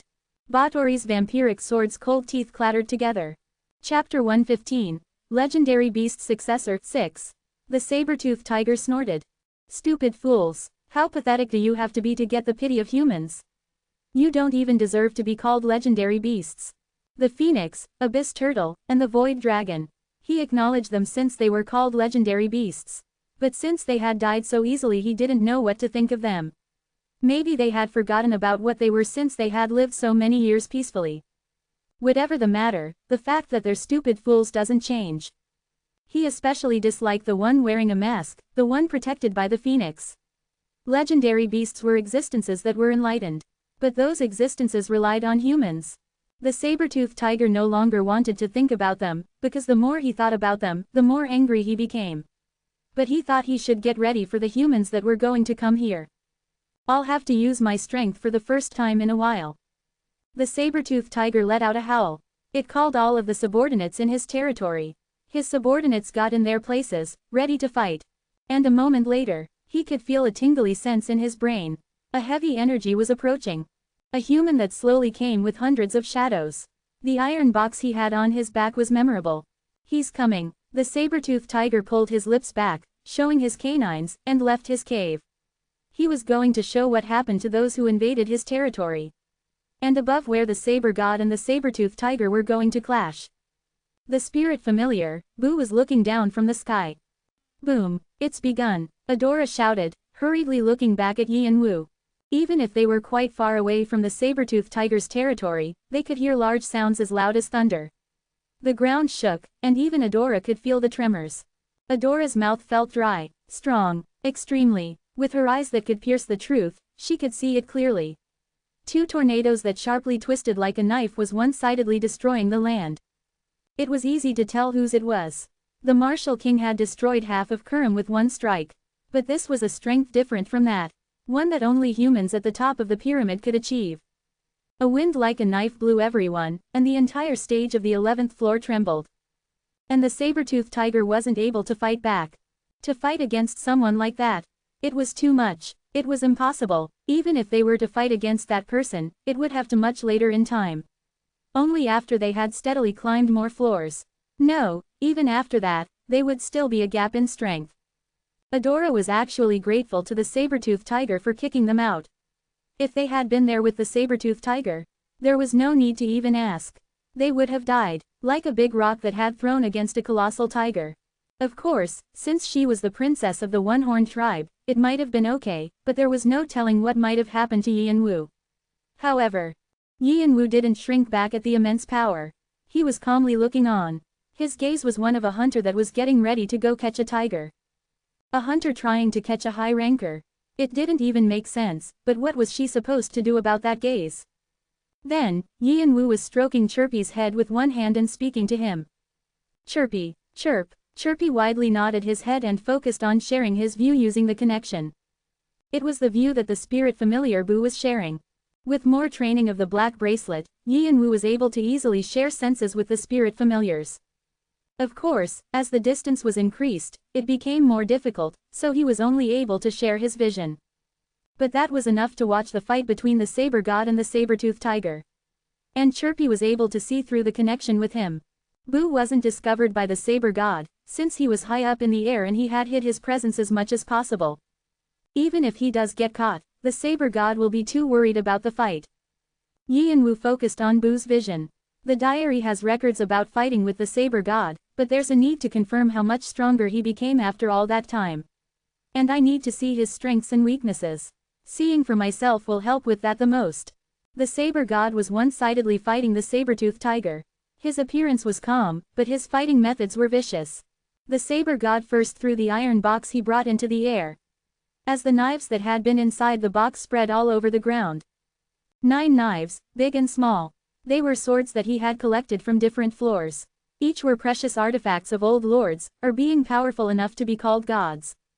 The saber god mindlessly planted these anywhere, and pulled each of them out while fighting the saber-toothed tiger. If he needed to attack his abdomen, he would grab the nearest sword and throw it, and so on. There was no particular order. He freely surrounded the saber-toothed tiger and kept on attacking him with knives. With that method, the saber-toothed tiger wasn't able to move at all. The repeated attacks left him with wounds all over his body. You dare, you dare. At the saber-toothed tiger's anger, the atmosphere became more cold. But the saber god didn't care a bit and continued to attack. His speed increased, and the strength that he threw his swords increased as well, so it was like a bomb was attacking the saber-toothed tiger. The tiger's skin was ripped, and you could see his bones. His right leg had already been cut off, so his balance was off too. The saber god smiled like he was having fun. There wasn't any sound, but it was clear he was laughing. He looked like a demon that had come to enjoy destruction. He's almost playing with him. Was the saber god always this strong? Yi and Wu frowned at the strength of the saber god that had vastly increased from the diary. And with the attacks that were becoming more violent, he tried to cut off his connection with Chirpy. It was clear how the fight with the phoenix might have gone. He didn't want to leave him with a trauma. But Chirpy shook his head like he was telling him to stop. Yi and Wu could feel his strong determination. Okay, but if you like it's too much, let me know. You don't have to force yourself. Chirpy. Yi and Wu proudly stroked his head, and became lost in his thoughts looking through Boo's vision. I don't think the saber god naturally became stronger. It looks like he put on some kind of magical artifact. Or did he get his hands on something else? Or dark magic? Yi and Wu's eyes flashed coldly. He thought he found a great hint to somehow defeat the saber god in the future. Boom. And when the saber god grabbed the 9th sword that he hadn't grabbed before, the world exploded like it was ending, and half of the tiger's head flew off. His eyes were filled with shock. And Yi and Wu immediately called out to Boo. It was to tell him to hide in case the saber god found him. Now, chirp. Yi and Wu shot up from his spot. And Chirpy, who had read his thoughts, got on his shoulders and tweeted loudly. Yi and Wu used all his strength to use his shunpo to get to the saber-toothed tiger's territory. He had told Adora to watch over the spot. It might look like a suicide mission to anyone else. As expected, he's not here. When Yi and Wu had arrived at the territory, the saber god had already fled. It was probably to get away from the red dragon, who might arrive soon. But it's an opportunity for me. Yi and Wu landed near the saber-toothed tiger's corpse. His Nidan and heart were already gone. His head had half blown off, so it was extremely violent to see. Yi and Wu lightly clicked his tongue. He had definitely warned him, and he had ignored him. But he still felt bad looking at the legendary beast. Did you come to mock me, human? And at the moment, a white light gathered over the saber-toothed tiger's body, and became a human. A beautiful man with long hair glared at Yi and Wu. It was the vestige of the saber-toothed tiger, like the void dragon. Would I do that? Everything was your choice. Then, what are you doing here? If you're expecting me to give you something like the other stupid fools, you'd better go back. The vestige glowered at him, two eyes filled with anger. I have nothing to give to a mere human. No, since I have someone to release my anger on, it's actually a good thing. A white energy spun around the vestige. Like it was about to attack Yi and Wu any moment now. Even if it was a vestige, it could attack Yi and Wu. However, smirk. You're laughing. The saber-tooth creased his forehead at the laughter he heard from below. Yi and Wu was straight up laughing at him. Who said they were going to accept what you give? What? Yi and Wu didn't even bother being respectful to him, since there was no reason to do that to someone that showed an enmity to him. I can just take it myself. What? Before the vestige roared in anger. Yi and Wu spread out his left hand and took it to where the dead body of the saber-toothed tiger was. Eat up. The saber-toothed tiger's vestige felt danger nearby. At this rate, he would not only lose his physical body, but also his soul. Forever. But Batory's vampiric sword was already approaching his corpse. A scream that made goosebumps on his back. With the sound of a ghost in hell that was telling him to follow him, the saber-toothed tiger's body started to dry up at a quick pace. You have used Batory's vampiric sword. You have received vitality and spirit power. Strength has increased by 2. Dexterity has increased by 1. No, the vestige ran at Yi and Wu with a shout. He had realized too late what Yi and Wu was trying to do. Energy drain. The horrifying ability of forcefully taking the energy of your opponent and making it yours. The problem was the Yi and Wu's energy drain was one of the most superior skills. Not only did it drain all the energy, it sucked the soul up as well. Yi and Wu had been waiting for this moment since the beginning, and came over to the territory just for this. It was so he could absorb as much magic power as possible before it left the corpse. Even without the Nidan or the heart, a legendary beast's body was a storage unit for magic power. Also, it would be nice if I could collect the soul of the legendary beast while I'm at it. The black bracelet could only collect souls he had killed. However, it didn't have to be only him that killed the souls he collected. To be precise, if he had lent even a small hand in killing it, he could take the soul. The probability differed each time, however. But what if he used Batory's vampiric sword? Then how would the tower judge the probability? The saber-toothed tiger was definitely killed by the saber god. However, like all other legendary beasts, they could all return to their origins and aim for resurrection. That was the reason vestiges were left. Since they could resurrect, they left their remains. Even if they died, they didn't die. And that was what Yi and Wu was aiming for. He used the sword to inflict more pain upon the saber-toothed tiger. Then how would it apply to the saber-toothed tiger that had died, but wasn't really dead? It would be like killing him again. Since Batory's vampiric sword also damages the soul. That was a loophole in the tower. Of course, it might not work. It was only his theory, and he had never tried it out. However, the vestige stopped releasing energy to hurt Yi and Wu kneeled on one knee to the ground. Yi and Wu instinctively knew. It worked. His gamble had worked. Shit. This shit. You, let go of your hand. The vestige screamed at Yi and Wu to remove his hand. He must have been pained, because he was leaning heavily on one foot on the ground. His eyes were bloodshot. But no matter how much he tried, the corpse continued to dry up at a rapid rate. On the other hand, Yi and Wu felt a new strength entering his body. His empty magic circuit filled up to the brink. His body became sturdier. It was incomparable to the power that the void dragon or the abyss turtle had left him. It was a bit of a shame he couldn't get the Nidan and the heart, but the amount of power he got was almost enough to substitute them. The growth of your body has been confirmed. The halted succession process in continuing. 99.8%. The dragon body took in all the energy like it wouldn't leave anything left. And because it thought his body was lacking to take in all the energy, his vessel became larger. To a mere human, thinking that he was not only killed by a mere human, but also robbed of all his achievements throughout the years, and with the thought that he might, really, die made him scream in fear. The vestige, that had been flying around in the air like a broken doll, scattered into dust. You have successfully absorbed the saber-toothed tiger's corpse. You have achieved absorbing the vitality. You have achieved absorbing the soul. The proficiency of the skill, Bhattori's vampiric sword, has dramatically increased. 30.1%. You have succeeded in collecting all 4 of the legendary beast's inheritance. You have achieved an accomplishment that is not easily achieved. Additional karma is being rewarded. You have received 5,000 karma. You have received an additional 3,000 karma. The powers of the 4 legendary beasts are clashing within your body. Blessing of the Blue Spirit Temporary is combining all the powers. The combined power is being added to the magic circuit. The proficiency of the skill, magic circuit, has increased. 52.1%. Strength has increased by 15. Dexterity has increased by 12. You have earned the title, Plunderer of the Saber-Toothed Tiger. Titles, Phoenix's Successor, Contractor of the Void Dragon, Abyss Turtle Substitute, Plunderer of the Saber-Toothed Tiger, are being combined into one. You have earned the new title, Legendary Beast Successor. Title, Legendary Beast Successor. A title awarded to the player acknowledged by all the legendary beasts on the 11th floor.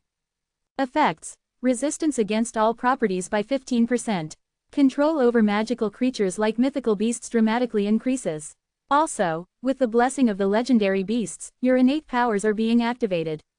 Yi Yanwu slowly opened his eyes. His face was full of smiles. It was something he felt every time, but he could never get used to the joy of growth. It's a shame that my dragon body still isn't finished with everything I did, though. The succession process has finished. Current progress, 99.9%. After he had reached 99%, the process had slowed down. Now, all he had to do was climb the mountain of 0.1%. But he was still happy. He now had a strength that was incomparable to before. Magic circuit was restlessly circulating. The course started to activate again with the help of Heaven Wing mana control. But Yi Yanwu didn't stop there. He still had the saber-toothed tiger's soul. The black braceful was trembling like it was going to break, like the tear of the saber-toothed tiger hadn't decreased one bit since it had died. Chirp. Then, Chirpy spread his wings. As if saying not to eat it all by himself. Okay, don't rush me. Yi Yanwu smirked and spread out his hand in the middle of the air. There, the black bracelet was surrounded by a black light and the spirits that were inside were changed into dark energy. He did the same for all the souls except for Shannon's because he had somewhere to use it for. Man, human, the saber-toothed tiger's soul could be heard sobbing, but it wasn't enough to beat the black bracelet. Eventually, even his soul was made into a spirit bead. The spirit bead was larger than other spirit beads. It looked like a jewel. He tossed it to Chirpy. It was a bit much for Chirpy to eat the bead that was as big as his head, but he pecked it into pieces to be able to swallow it. It was a bead that had the spirit of a legendary beast. It would be able to get sold for an astronomical amount. It was still less compared to the Needon or the heart, but it was still a large amount. And Yi Yanwu gave it to Chirpy without any hesitation. The more Chirpy grew, he felt like he would be able to grow with him. And when Chirpy finished the bead, a foggy light followed him. It turned into a blue flame, and it soared into the sky along with Chirpy, who had grown into the size of a falcon. And when the flame faded away, a sharp beak and sharp eyes. The top was shining with an ashy blue color, and the bottom was gold. Black patterns followed the path of a fire like it was going to burn the world. The size was a bit smaller than 50 centimeters, but when he spread his wings, it was a threatening meter wide. The baby phoenix Chirpy has been able to grow with the spirit bead. It is causing the appearance of discord. The dark energy has lifted some of the innate evil. And then, all tests have been finished. What? A sudden message. Yi Yanwu widened his eyes at the unexpected message. What did it mean? The tests are finished. You have achieved an accomplishment not easily achieved. Additional karma is being awarded. You have received 5,000 karma. You have received an additional 3,000 karma. Health and magic power is being healed. All stats are being healed. All karma is being added together. Current karma, 11,500 point. And the messages kept on popping up, and Yi and Wu was able to realize he wasn't seeing things. Yi and Wu thought it might be because his egg on the other side of the tower had hatched, but using his connection, he could feel it was in a deep sleep. If so, because of Chirpy, that was the only thing that came to mind. Thanks, Master. With his growth, Chirpy was able to express his feelings in words. Yi and Wu thought his beak looked like it was smiling. With his connection, he was able to guess what happened. Is it that, since Chirpy is also a mythical beast, the system is recognizing me as someone who hatched Chirpy? Yi and Wu looked for the message that he received when he first arrived at the 11th floor. Challenger, please hatch an egg of your own from here. Oh, so it's because of this. To hatch his own mythical beast. There was a trap here. He did get an egg, but he didn't have to hatch it. A mythical beast that grew up from his dreams was enough. Chirpy was connected to Yi and Wu the second he was born, and with the help of Yi and Wu, he was able to grow. And so the perfect contract was completed. So the system recognized it as an accomplishment of Yi and Wu. I thought it would take a while to get off the 11th floor. Yi and Wu smirked. He didn't need to leave the 11th floor for the time being because of the war, but there was a big difference between cleaning it and not clearing it. Yi and Wu stroked Chirpy, who was blatantly staring at him. No, thank you. You might be bringing good fortune to me. Chirpy bounced under Yi and Wu's hand like he was happy Yi and Wu said that. No, I'm still thankful to you. Okay, then let's say that after we catch the saber god. Okay, I'll do that. Chirpy nodded his head. Since he was stronger, he wanted to start doing things now. He slowly came down and sat on Yi and Wu's shoulder. His claws digged into Yi and Wu, but strangely, it didn't hurt. Then let's go back now. We have a lot of things to do. Sure, but when Yi and Wu was about to turn back.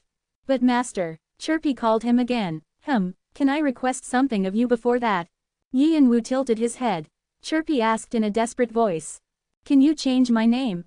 Why isn't he coming yet? As Yi and Wu didn't come back, Adora became worried. She thought maybe the saber god and Madoden had taken her. But she couldn't hear any sounds of anything, so patiently waited, thinking something else was holding him back. If he didn't come back in 10 minutes, she was going to go look for Yi and Wu. Thankfully, Yi and Wu came back.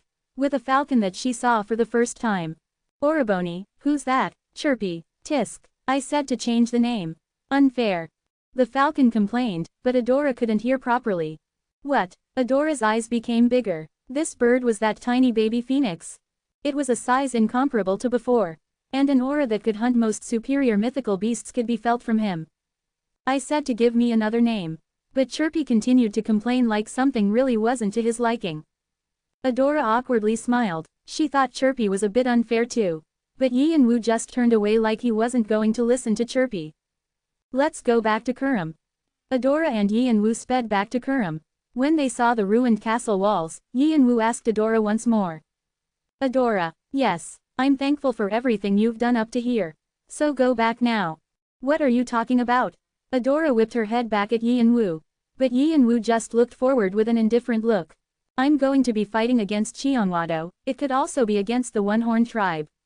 I don't think it's right to pull you in that fight. Adora pushed her lips together. And after a short silence, she spoke again. You don't really not know the reason why I'm following you, right? At this, Yi and Wu shut his mouth. Only fools wouldn't know why she was being so forward. He had some dating experience, so he knew what the expression in her face meant. But Yi and Wu had never thought of her like that. Just a close friend or little sister. So he was pretending he didn't know. But Adora was bringing it up. After an uncomfortable silence. Are the two of you gonna mate? Chirpy broke the atmosphere. Adora whipped her head at Chirpy and Yi and Wu glared at Chirpy. Where did you learn that? Mom told me that there are things a male and female does. That I'll do it when I find my mate. Yi and Wu grabbed his face. He didn't know why he was talking about this with a teenage bird. But thanks to Chirpy, the awkward silence was broken. And once they arrived at Kurum, Yi and Wu was able to see the crowds going into the ruined castle walls. A waving flag in the middle of it. Cheonwado. Were we supposed to meet with Cheonwado today? Yi and Wu frowned. Adora realized something and nodded her head. They did say Uncle was coming today. Sword God. Yes. Is that so? Yi and Wu nodded his head. It was weird that the One-Horn tribe didn't have that many meetings with Cheonwado yet. If I could observe the Sword God before I leave, that'll be nice. Yi and Wu waved his arm at Adora, who was looking at him with a worried look, and passed by the castle walls. There were crowds of people bustling. It wasn't hard to tell who was from where. Cheongwado wore blue armor, and the tribe members were wearing their traditional clothes. The tribe members all had stiff faces. But when they made eye contact with a Cheongwado member, they would snort or let out a cold laugh.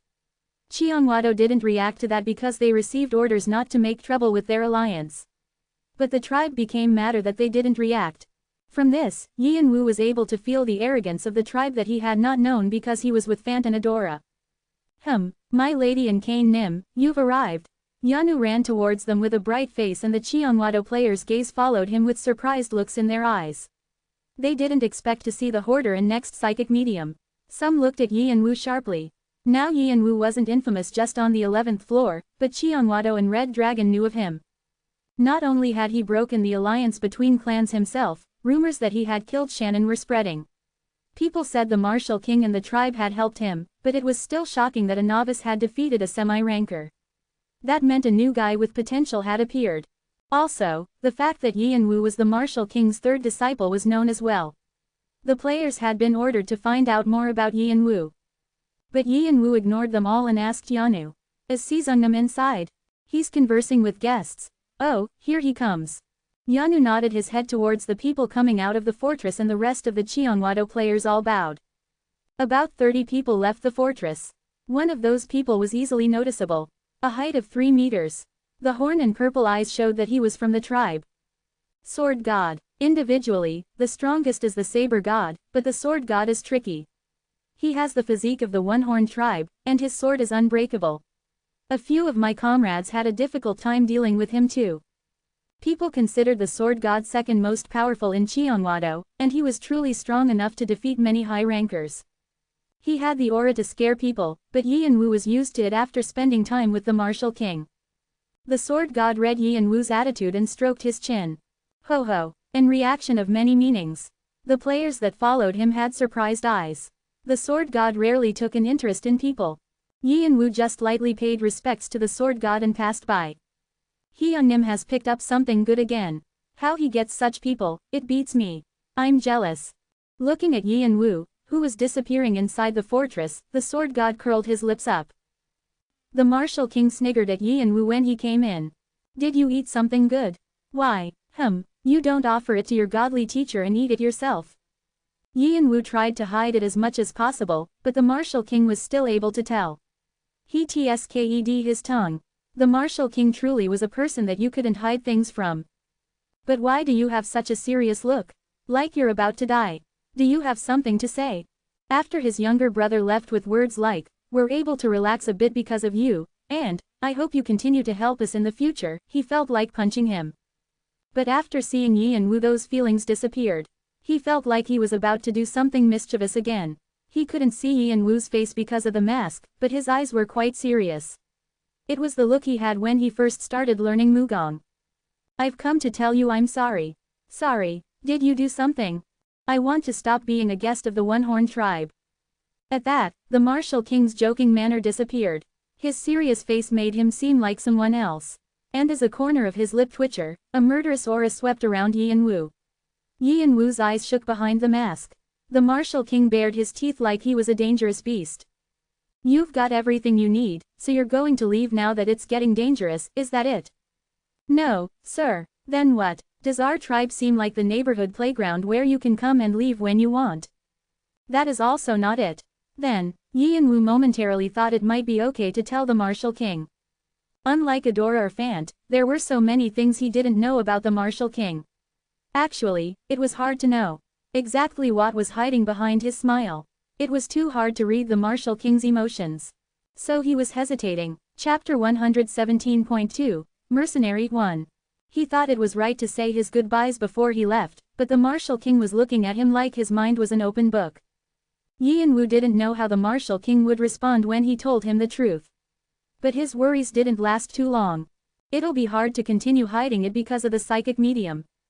Martial King aside, it made him uncomfortable that the psychic medium could read anyone's fate without lifting a finger.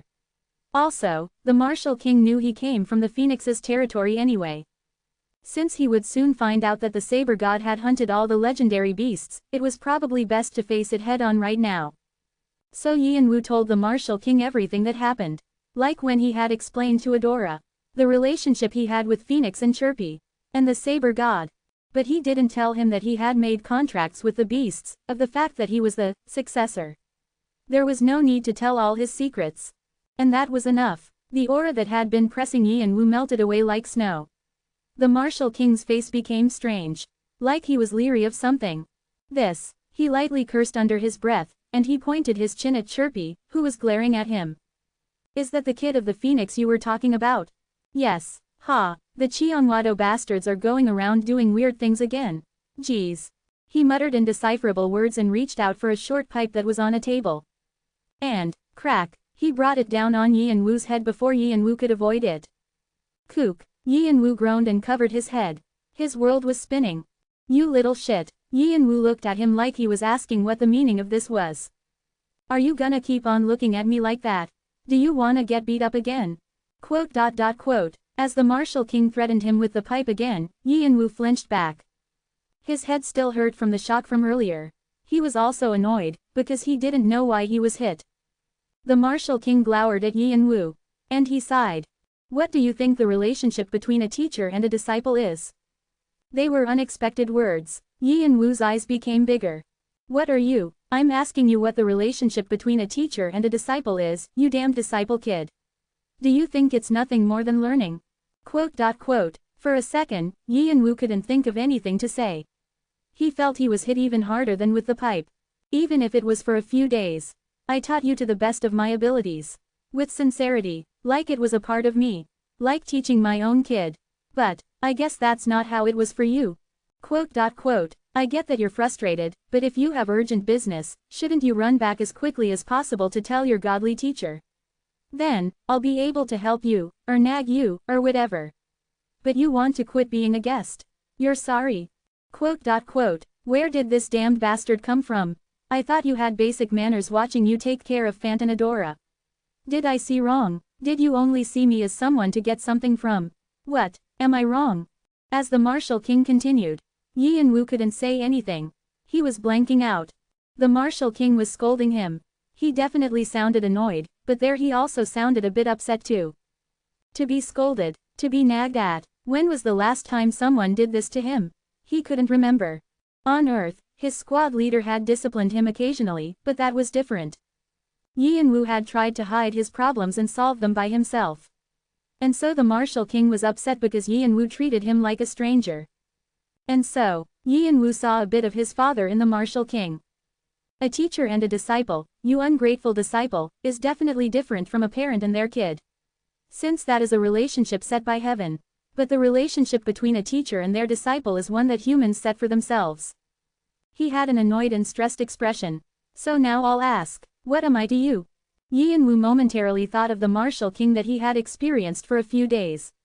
He always had a joking manner, but he sincerely taught Yianwu new abilities.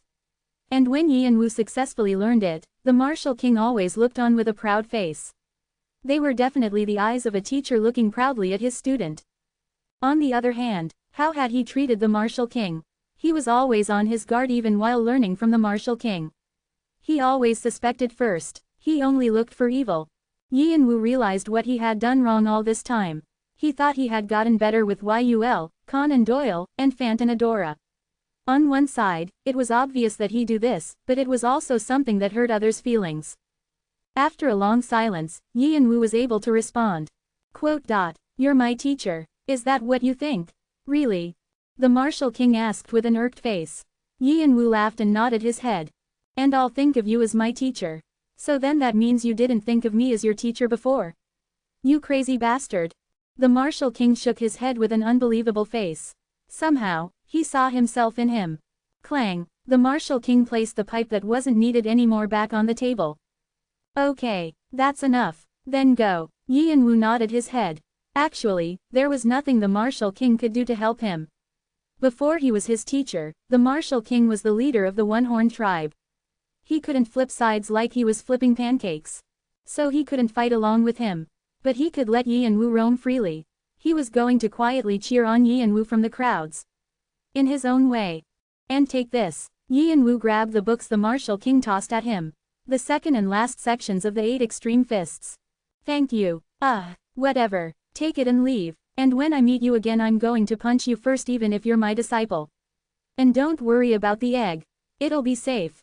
If they met in war, they wouldn't meet as teacher and disciple. Since they would be enemies, they could kill each other using their full power. But Yi and Wu knew the warmth in those words. And he bowed even further. After staying in that position for a while, he quietly left the room. Thank you. Endlessly repeating the same words in his head, knowing he could never say it enough. Chapter 118, Mercenary 2. Yi and Wu tightly held onto the skill tomes and saw Adora when he went outside. Once she saw Yi and Wu, her gloomy face turned bright. And she frowned when she saw Yi and Wu's face. Oriboni, your head. He reflexively touched his head and grinned. There was a slight bump. It's nothing, so don't worry about it. Yi and Wu avoided her question and looked at her. That aside, what about your thoughts? They didn't change. Yes, I'm going to follow you. Don't try to stop me. Yi and Wu also thought that he wasn't going to be able to stop Adora, since she had never once listened to him. It was quite Adora-like. In the end, she was a member of the One-Horn tribe. No one could prevent them from doing something once they put their minds to it. But he still wanted to confirm one last time. Even if you might meet your tribe as enemies, I'm prepared for that. I'll just be suffering because of a certain someone. Yi and Wu shook his head. All right, you're not gonna listen to me anyway. Do whatever you want. Hee. Adora smiled like she had won. Yi and Wu couldn't help but laugh. Yi and Wu wanted to quietly leave Kurum. He didn't need to publicly announce that he was switching sides, and he didn't need to get on the sword god's bad side either. And so when they were about to pass Kurum's wells, an unexpected person was standing outside the walls with an irritated expression, arms crossed. It was Fant. Wow, are you happy leaving your little brother behind? Is this something like a nighttime runaway? Oh, since it's during the day it's a daytime getaway I guess. Fant glared at Adora, who was stuck right by Yi and Wu's side like a leech. He was annoyed that no one told him anything. Adora looked away. Why, are you gonna come with me? Do you think I'm standing here to get some tanning here then? Do you even know where I'm going? I know it'll be more fun than here. And, wherever you go, something big happens, eh. Yi and Wu couldn't find the words to say. It was true that big incidents followed him. And I don't like being here anymore. The old geezers keep on ordering me around to do this and that. They keep on getting in my business. I feel like I'm going crazy.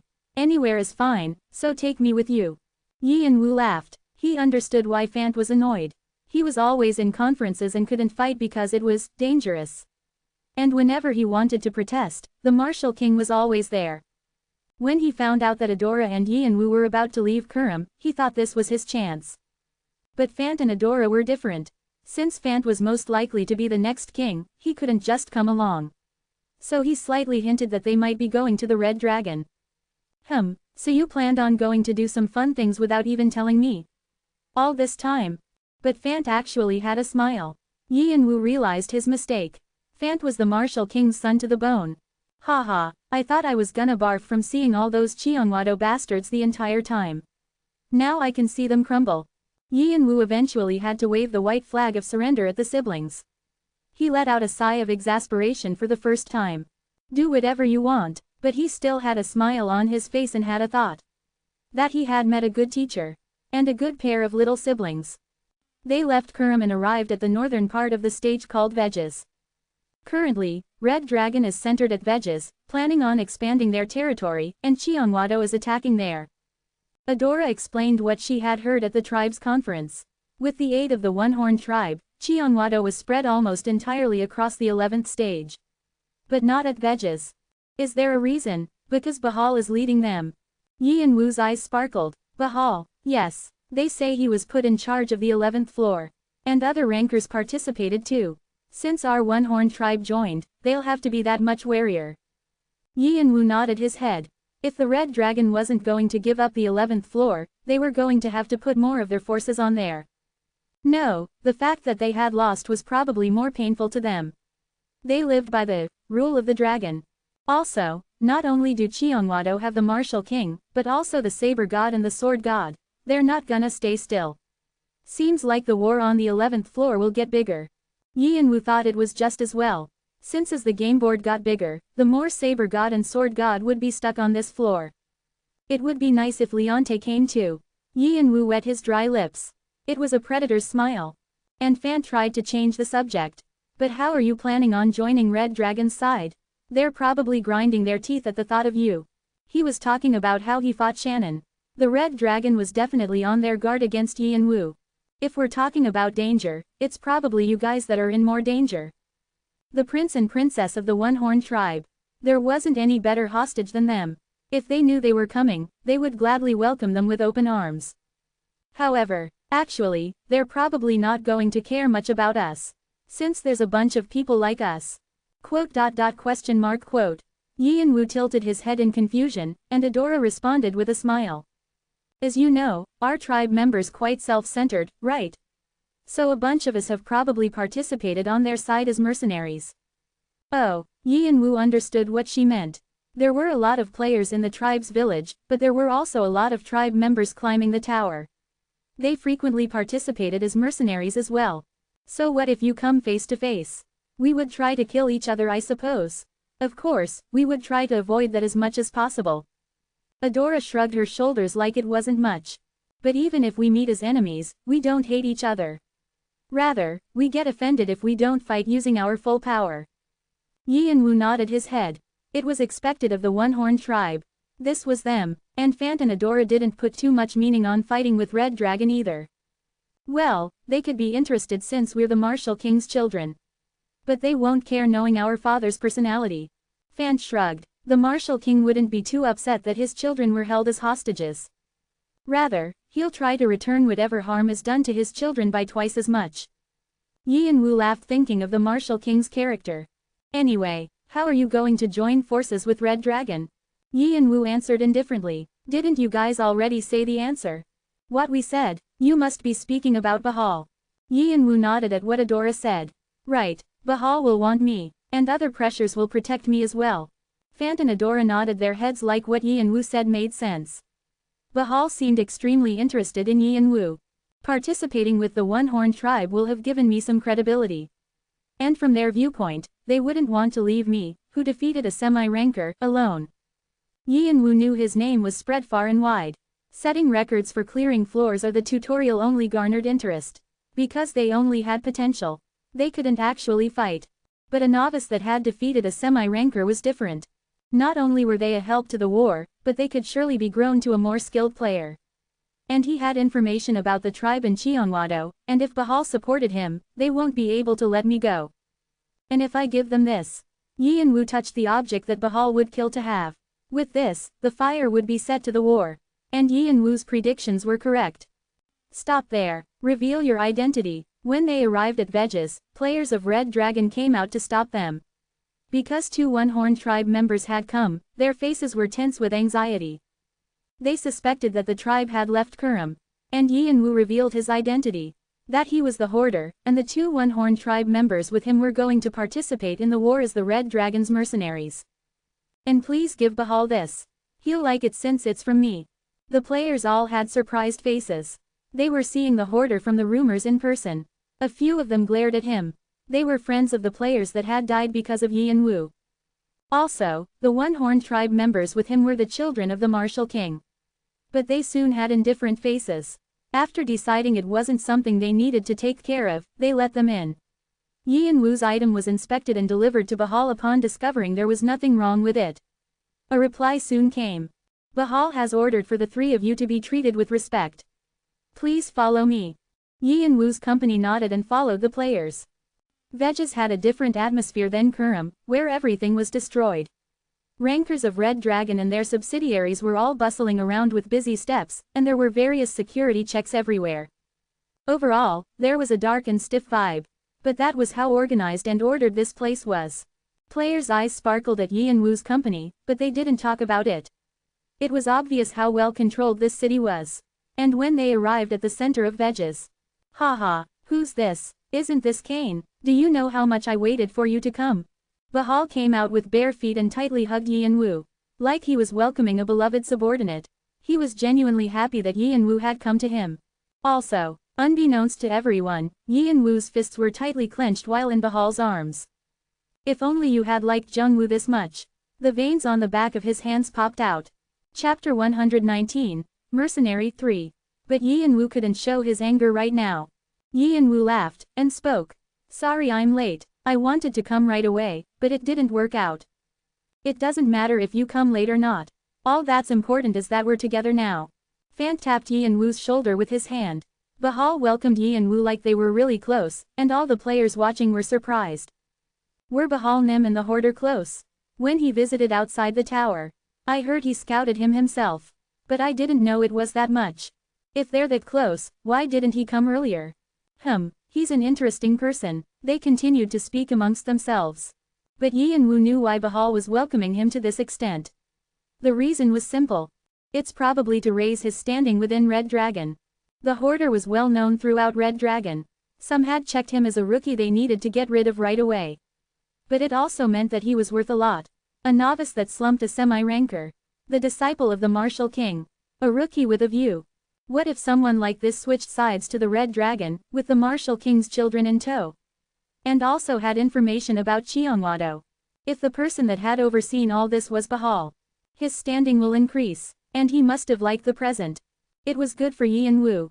Since the bigger the welcome, the easier it would be to get a place within Red Dragon. But is it okay for the Martial King's children to come over? He'll be displeased. Fant, thankfully, wasn't clueless and just shrugged his shoulders and spoke.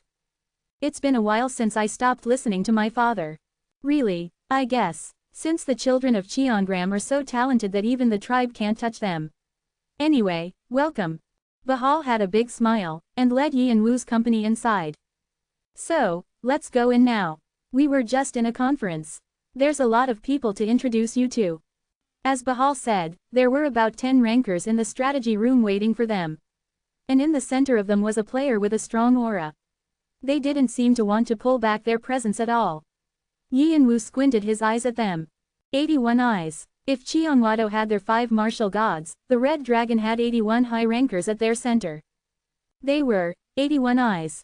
It was from the legend that in a dragon's single eyes, there were tens of compound eyes. Also, they led independent powers as well, having their own fighting squads. There's a lot of familiar faces. Yi and Wu could recognize a few of them from the diary. White Draconian, Flame Beast, Blaze, Corona Anaconda, Red Ringed Band. There's a lot. Are they planning on flipping the 11th floor over? As Yi and Wu scanned their faces, when he arrived at the last face, he was taken aback. There was a completely unexpected person here. A playful beautiful woman with long blue hair that reached to her shoulders.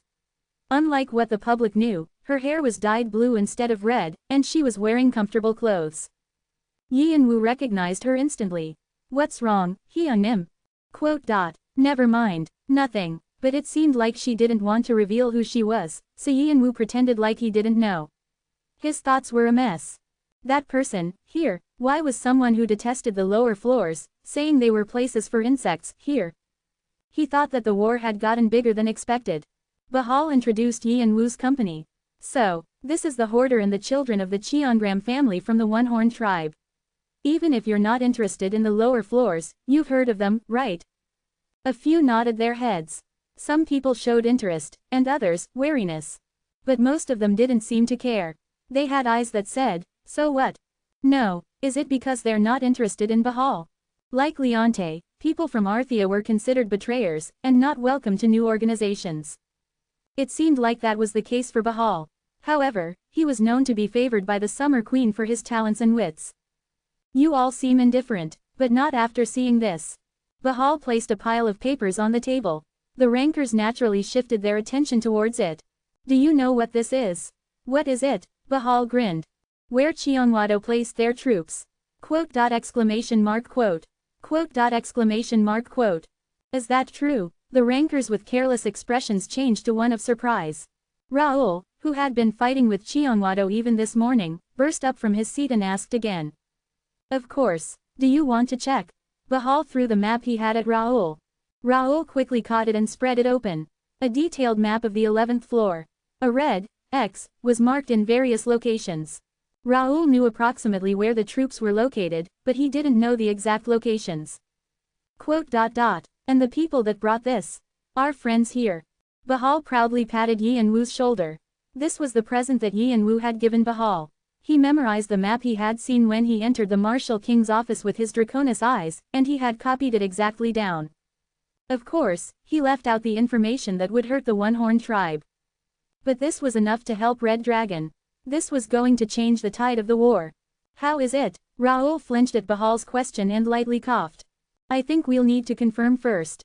It could be a trap from Xianhuado, right? Raoul narrowed his eyes at Yi and Wu and Fante's back. Bahal nodded. Shouldn't you go check that at Red Wolf?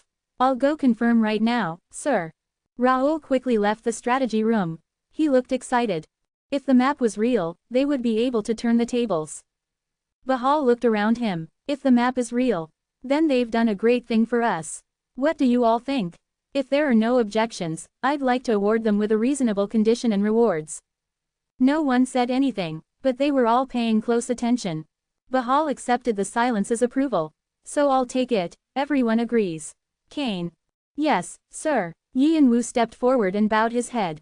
The second team leader's position of Foreign Legion is empty. I'd like for you to take charge. What do you think? Yi and Wu's eyes shined. The Foreign Legion was composed of mercenaries. It was a large legion of over 3,000 people, and it was difficult to be accepted into it. To be a leader of such a team meant that you would be in charge of hundreds of players. To place an outsider in that position was unheard of. That was how priceless the present Yi and Wu brought was, and how sought his talent was. Yi and Wu welcomed it, because he would be able to do more with a higher position. I'll stay here and climb my way up. Whether it be the Saber God, Leonte, Bahal, he was going to catch them if he got a chance. This is a war, where knives and arrows fly around constantly. It won't be weird if something happens. Also, a war zone might be a place of fear and horror to some people, but to Yi and Wu, it was as comfortable as his own bedroom. He spent half of his 20s in a dangerous war zone. Even with the addition of more magic, it was still the same. Saber God, Leonte, Bahal, no matter how talented they were, Yi and Wu was sure that he surpassed them in war. So that was why he was planning on ending their lives. Jung Wu, just wait a little bit. It's boring with just build, huh? I'll send the other guys your way soon. The first person he would get was the Saber God. Then Leonte, and lastly, Bahal. He had already chosen the order. And created a detailed plan. The map was only the first step. That woman gets on my nerves, but it shouldn't matter. No, it's actually best, since it'll become more confusing as the game board gets bigger. Yi and Wu's eyes glinted sharply. But first, I need to build up credibility with Bahal. And so, hiding his thoughts, Yi and Wu bowed his head. I'll do my best. I'm telling you in advance, but I don't trust you guys. It's best if you try to stay under my radar. The person who took them to the Foreign Legion on Bahal's orders was named Amber. Head of White Draconian, member of Poison Owl. Yi and Wu dug through the information of Red Dragon in the diary. He was also Shannon's boss. So Amber was glaring at Yi and Wu like he was going to kill him. He was annoyed that they met like this. But his will to kill Yi and Wu for killing his subordinate could be felt. Whenever he got the chance, he would do it. Yi and Wu thought that his life would be uncomfortable because of him. However, he had expected this much, so he didn't worry too much about it. Amber looked at Yi and Wu, who didn't even respond, and kicked open the door to the second team of the Foreign Legion. Bang! The door almost broke. There were about 250 people. It must have been free time. They stopped smoking cigarettes or gambling, and looked over in their direction. A sharp aura could be felt from them. This is your new team leader, Kane, and new members Fant and Adora. Greet them however you'd like. Amber scowled on Yi and Wu and turned on his feet to leave. Team leader, I did hear someone would be dispatched here. I guess they really came. But isn't he unfamiliar? Was there someone like that? Isn't the One-Horned tribe with Xianhuado? Is it okay for them to switch sides like this? The team members narrowed their eyes at Fant, Adora, and Yi and Wu. They were scanning the new team leader and the new addition to their team. Mercenaries were fierce. They prioritized setting a hierarchy amongst themselves to see if they were stronger or weaker. Some of them looked at the pretty Adora with lingering gazes. Adora slightly frowned like she didn't like them. But Yi and Wu didn't worry about them and slowly walked towards the center. Naturally, their gazes turned towards him. A few of them made faces like they realized something. Hey, that mask, isn't he the hoarder? What, I think you're right, the black mask that makes his look like a ghost, and that armor. And the one-horned tribe's brother and sister pair that follow him. The hoarder, right. The words started to spread among them. And they all scowled. A few of them pulled out their swords to show their intent. They were actually victims who had suffered when Yi and Wu hoarded all the hidden pieces of the 11th floor for himself.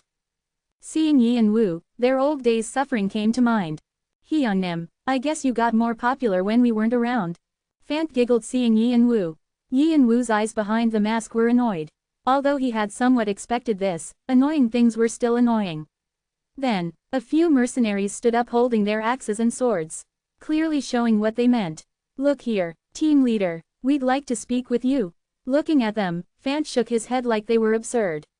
Geez, there's sure a lot of ways to kill yourself. Adora just quietly nodded her head like she agreed.